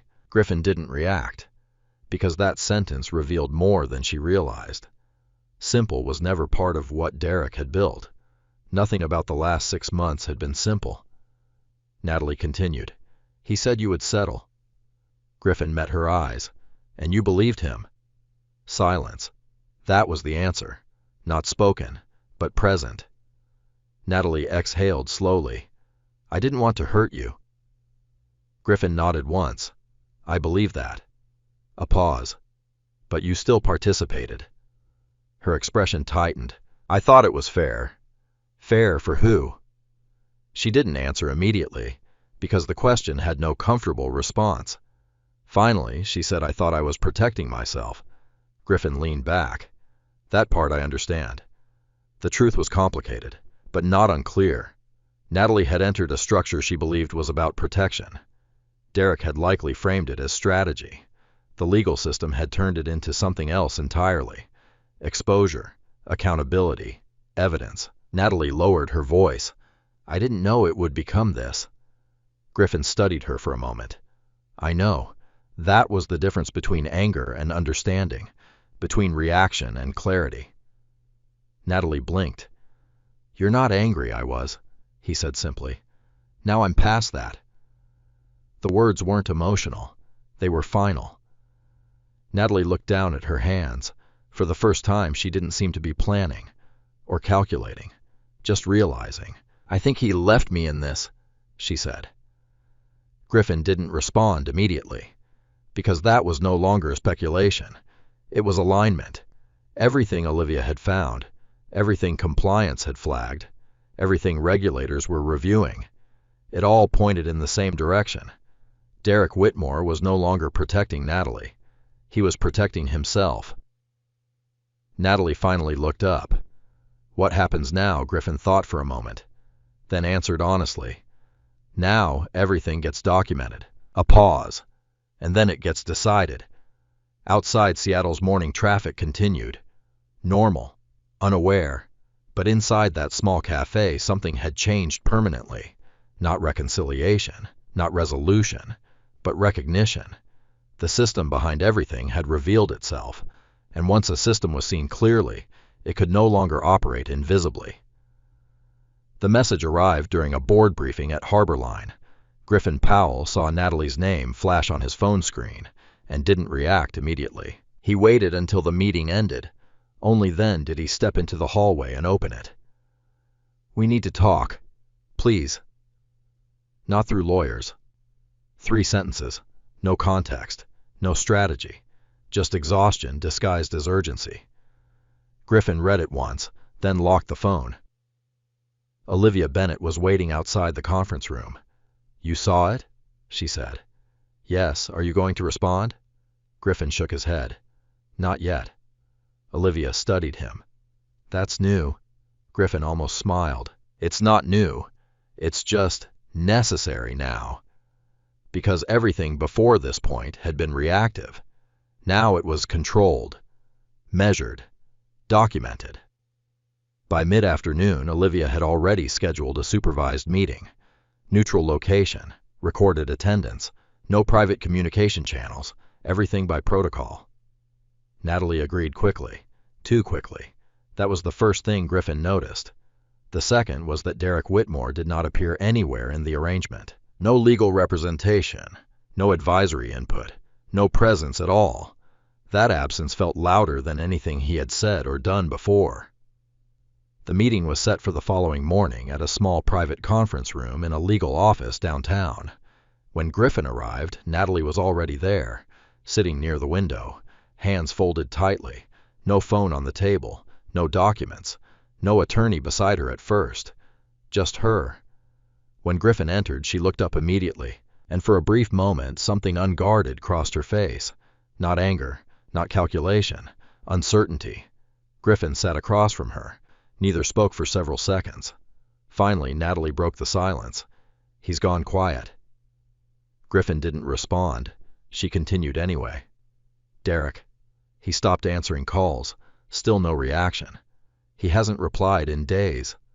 Griffin leaned slightly forward. "That's not unusual anymore." Natalie's jaw tightened.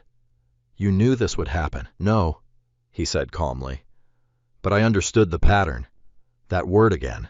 Pattern. It always came back to patterns.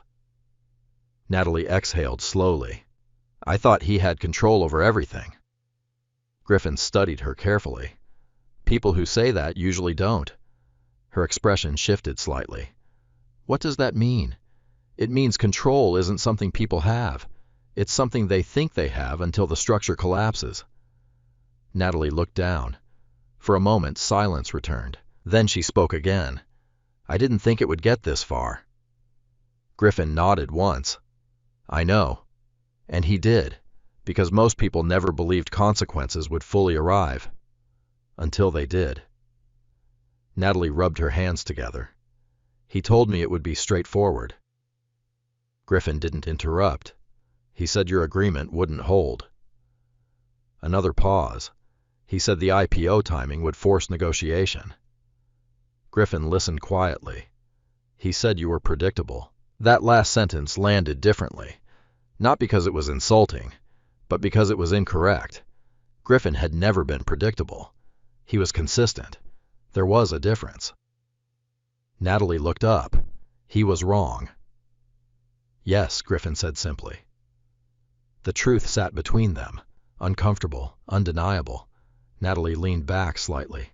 "I didn't recognize what he was doing." Griffin tilted his head slightly. "That's possible." A pause.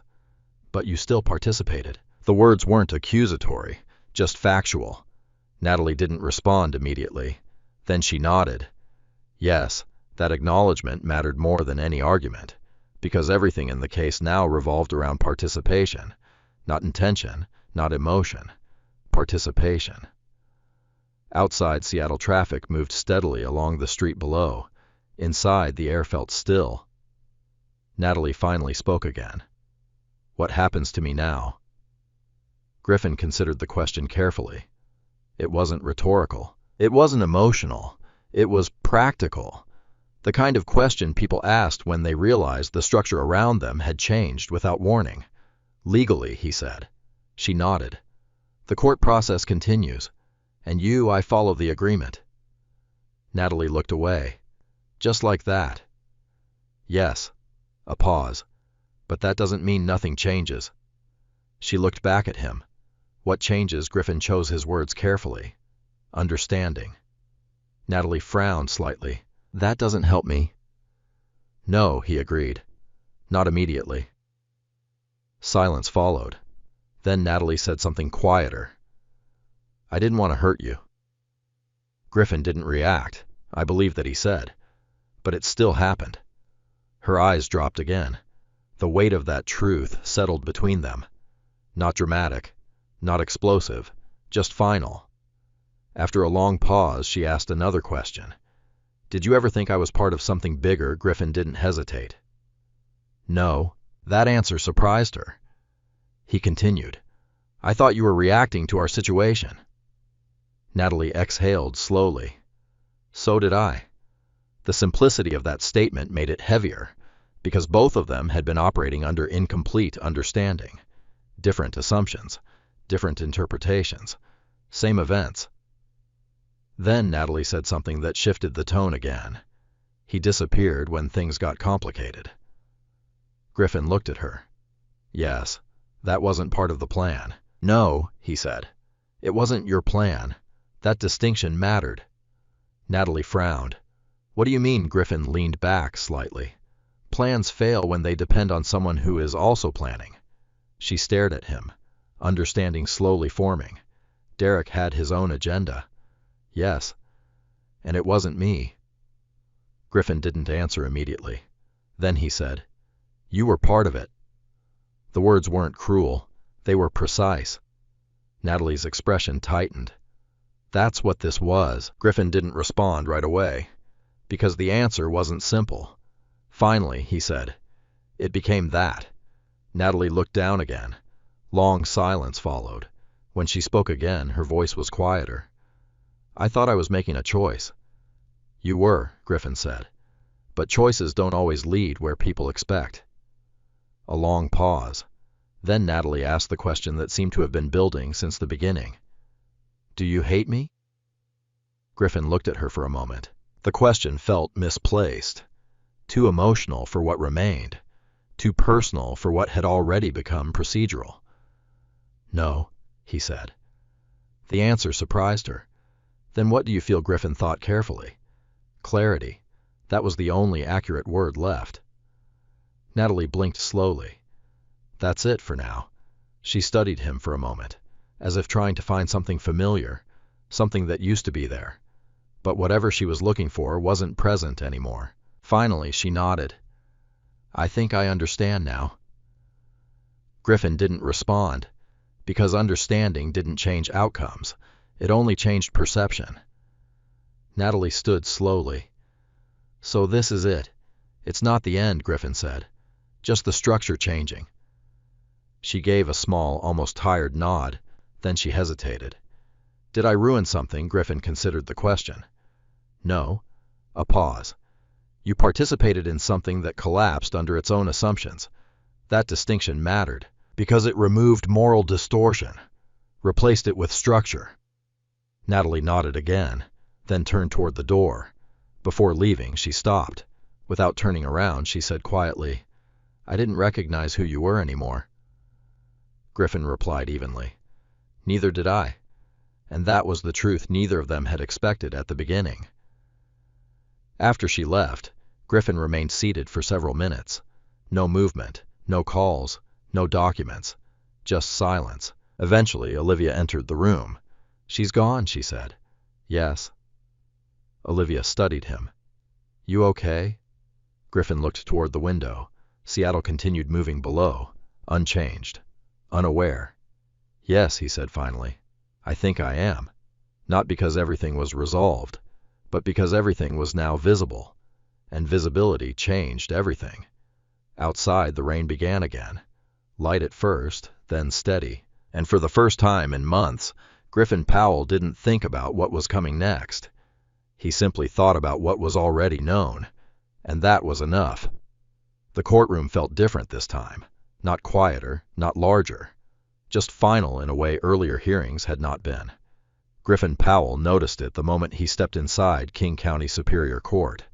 There were no surprises left in the room. No hidden strategies. No unspoken alliances.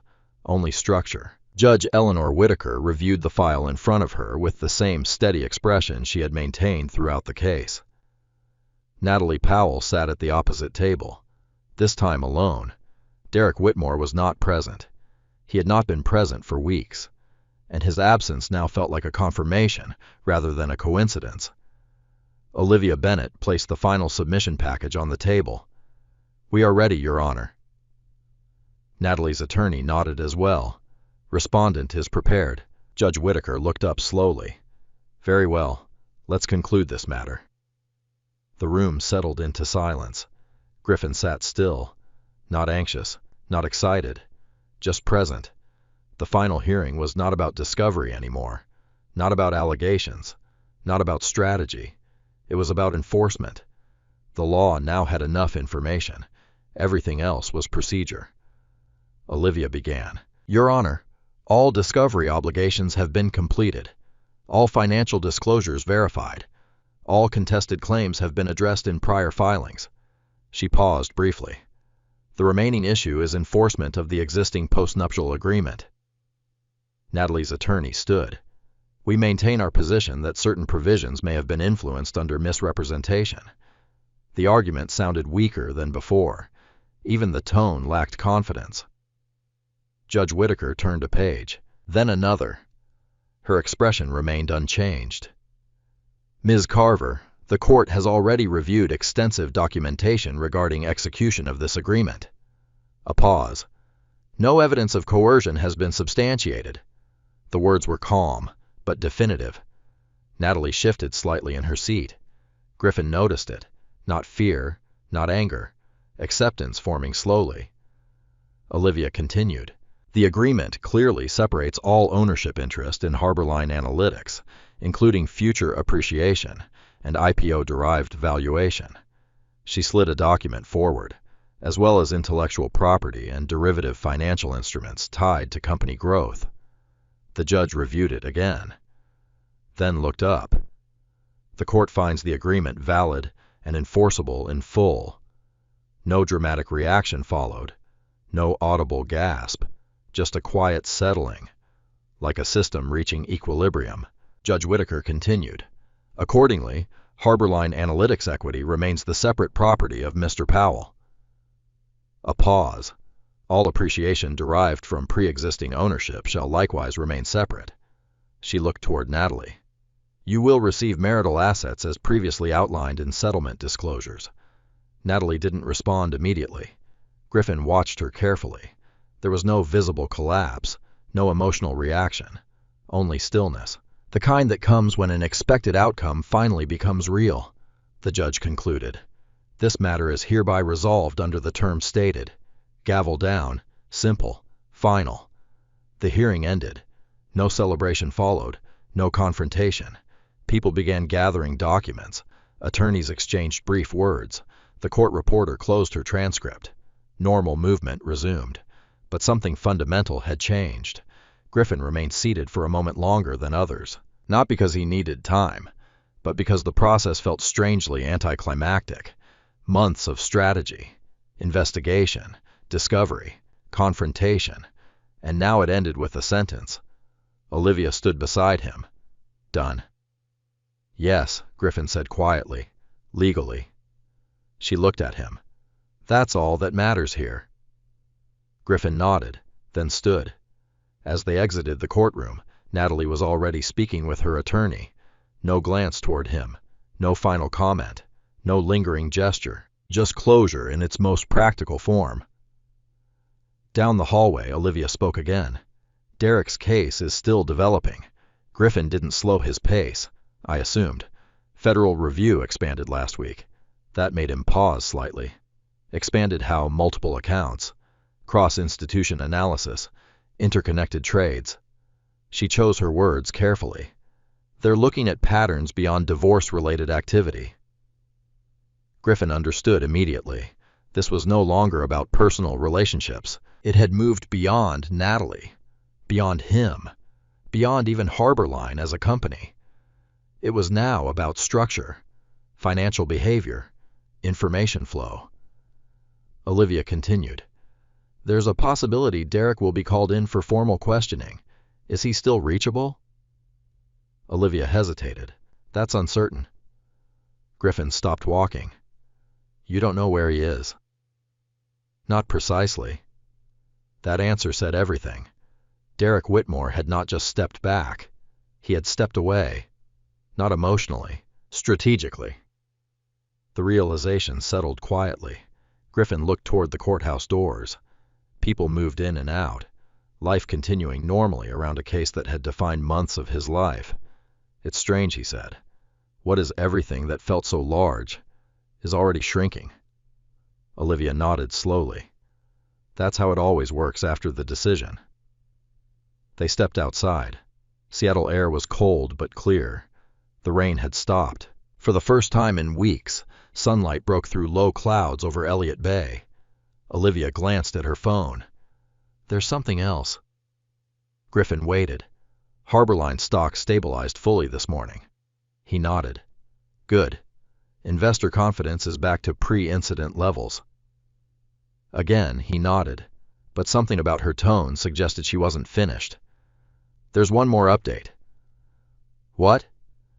She looked at him carefully. Your name is being mentioned again in financial circles. Griffin frowned slightly. In what context? Not negative. A pause. More analytical. That word mattered. Analytical meant attention. Attention meant evaluation. Evaluation meant repositioning. Griffin understood the cycle. What are they saying? Olivia allowed a faint smile. That you're not just a CTO anymore. Griffin didn't respond. She continued. They're calling you the stabilizing force behind Harborline's entire architecture. He exhaled slowly. I didn't build it alone, I know. But markets don't usually care about nuance. That was true, they rarely did. As they walked toward the parking structure, Griffin's phone vibrated. A message, unknown number again, but this time different. No threat, no pressure, just a single line. You were harder to predict than expected. Griffin stared at it for a moment, then deleted it. Olivia noticed. No response. There's nothing to respond to. She nodded approvingly. They reached the garage. Before parting ways, Olivia spoke again. What happens next for you? Griffin thought about the question. Not in terms of litigation, not in terms of finance, in terms of life. I don't know yet. That's new for you. Yes. She smiled slightly. Be careful with that. Griffin almost smiled back. Why uncertainty is where most people make mistakes. He considered that, then nodded. Or where they stop assuming control. Olivia didn't argue, because she understood the difference. They separated at the entrance. Griffin drove alone for the first time in months without thinking about court filings, legal strategy, or financial exposure. Instead, he thought about silence. Not absence, but quiet clarity after noise. Natalie was no longer part of his decisions. Derek was no longer shaping outcomes. The system that had tried to use his life as leverage had already collapsed under its own assumptions. By the time Griffin reached Lake Union, the sun was fully visible, reflected across the water in broken light. He parked near the shoreline and stepped out. The city looked ordinary again. That was what surprised him most. Nothing looked like it had been changed permanently, but it had. Everything important had already happened. The rest was just continuation. Griffin stood there for a long time, then finally turned away from the water. Not because he was finished, but because there was nothing left to resolve. Only what came next. The first thing Griffin Powell noticed after everything ended was how quiet his phone became. Not silence from absence, silence from relevance. No court updates, no legal requests, no urgent messages from Olivia Bennett, no unexpected compliance alerts. For the first time in months, his life stopped reacting to external pressure. It simply continued. Harborline Analytics stabilized within 2 weeks after the final ruling. Investor confidence returned quickly, as if the market had been waiting for permission to stop panicking. Analysts shifted their tone from uncertainty to admiration. The same company that had been framed as potentially unstable during litigation became remarkably resilient under executive pressure. Griffin never commented on it publicly. He rarely did. Instead, he returned to work. Not because he needed distraction, because structure mattered more than narrative. One morning, Olivia called him with a final administrative update. The last regulatory inquiry connected to Derek has been closed. Griffin stood by his kitchen counter. Outcome insufficient evidence for criminal charges, Olivia said. A pause, but strong indicators of coordinated financial misconduct were noted. Griffin didn't respond immediately, not because he was surprised, because it no longer changed anything in his world. And Natalie, he asked. Olivia hesitated. She finalized settlement distribution last week. Understood. Another pause. She moved to a different apartment in Bellevue. Griffin nodded even though she couldn't see him. Okay. Olivia's voice softened slightly. You're handling this differently than most people would. Griffin looked out the window. Seattle morning light reflected off wet streets. I'm not handling it differently, he said. I'm just done reacting to it. After the call ended, Griffin spent the rest of the morning at Harborline headquarters. No crisis meetings, no urgent board sessions, just routine architecture reviews and system optimization discussions. The engineers had already moved on. The company had moved on. Even the building itself felt calmer, as if it had absorbed the chaos and decided not to repeat it. Later that week, Griffin visited his father again in Tacoma. Harold Powell was sitting on his porch when he arrived. Same chair, same coffee mug, same quiet observation of the street. "You look lighter," Harold said as Griffin sat beside him. "I feel normal again," Griffin replied. Harold nodded slowly. "That's usually what people call recovery when nothing dramatic happens." Griffin almost smiled. "That's accurate." They sat in silence for a while. Then Harold spoke again. "Did you win?" Griffin considered the question carefully. It was the kind of question people outside legal systems asked, the kind that assumed clear winners and losers. "No," he said finally. "I don't think that's the right word."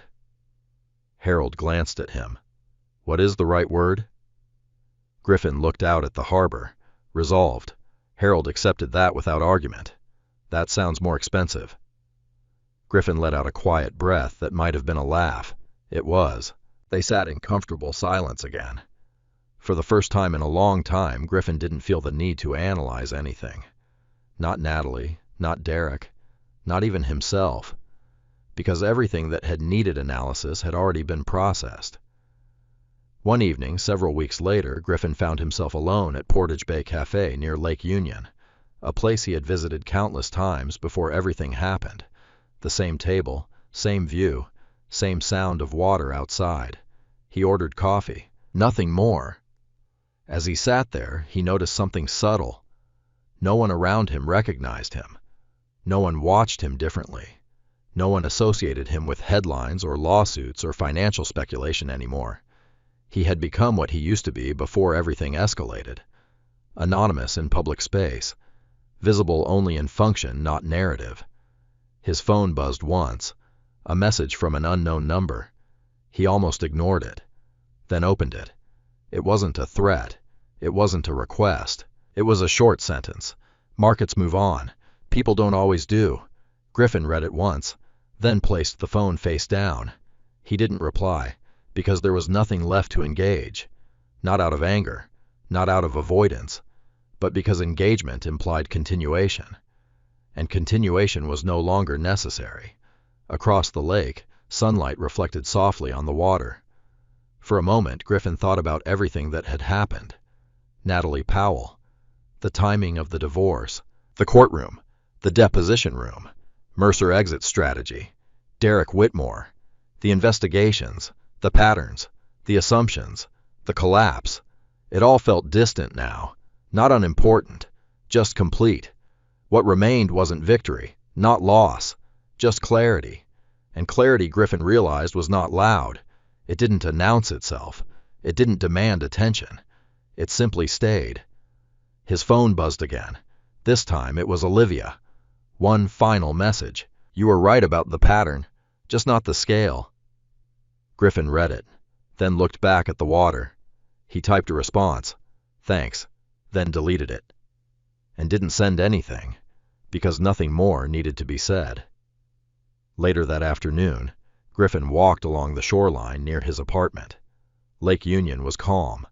Boats moved slowly in the distance. People jogged past him without noticing. Life continued in its ordinary rhythm.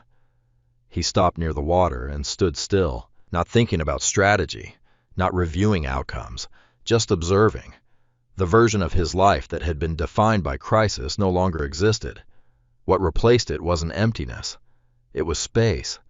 And in that space, something unexpected emerged. Not ambition, not revenge, not analysis, perspective. Griffin understood now that most of what had nearly destroyed everything wasn't the divorce itself. It was assumption of control, assumption of loyalty, assumption of predictability. Every major decision in the conflict had been built on assumptions that collapsed under scrutiny. He had avoided collapse not through force, but through documentation, through patience, through refusing to react emotionally when reaction would have created noise instead of resolution. That realization didn't feel like pride. It felt like understanding. A quiet one. As the sun began to set, Griffin turned away from the lake and started walking back, not toward anything dramatic, not toward anything symbolic, Just forward, because forward was now the only direction that made sense. And for the first time in a long time, he didn't feel like he was walking away from something. He felt like he was walking into something that no longer needed to be defended, only lived. In the end, what happened to Griffin Powell was never just about divorce money or even betrayal. It was about how quietly a life can shift when assumptions go unchallenged and when people confuse control with understanding. The most dangerous moments in his story were never the courtroom arguments or the financial accusations. They were the quiet months where decisions were made without full truth, where trust was replaced by calculation, and where small details were ignored because they didn't seem urgent at the time. Griffin didn't win because he was louder, richer, or more aggressive. He remained steady when everything around him tried to force a reaction. He relied on records when others relied on stories, and on patience when others rushed toward conclusions. In doing so, he discovered something most people only understand. Too late, clarity is not the same as revenge. Clarity is what remains when emotion no longer clouds what is real. In real life, not every situation ends with justice that feels dramatic. Sometimes it ends with quiet separation, legal resolutions, and people walking away, carrying very different understandings of the same events. But even then, there is value in what remains self-respect awareness and the ability to recognize patterns before they repeat. If this story made you think differently about trust timing, or how people reveal their true intentions, share your thoughts in the comments. Have you ever seen a situation where patience and truth eventually exposed what emotion could not? And if you enjoy deep, realistic storytelling like this, stories about hidden motives, quiet strength, and life-changing turning points, subscribe to the channel. The next story may stay with you longer than you expect.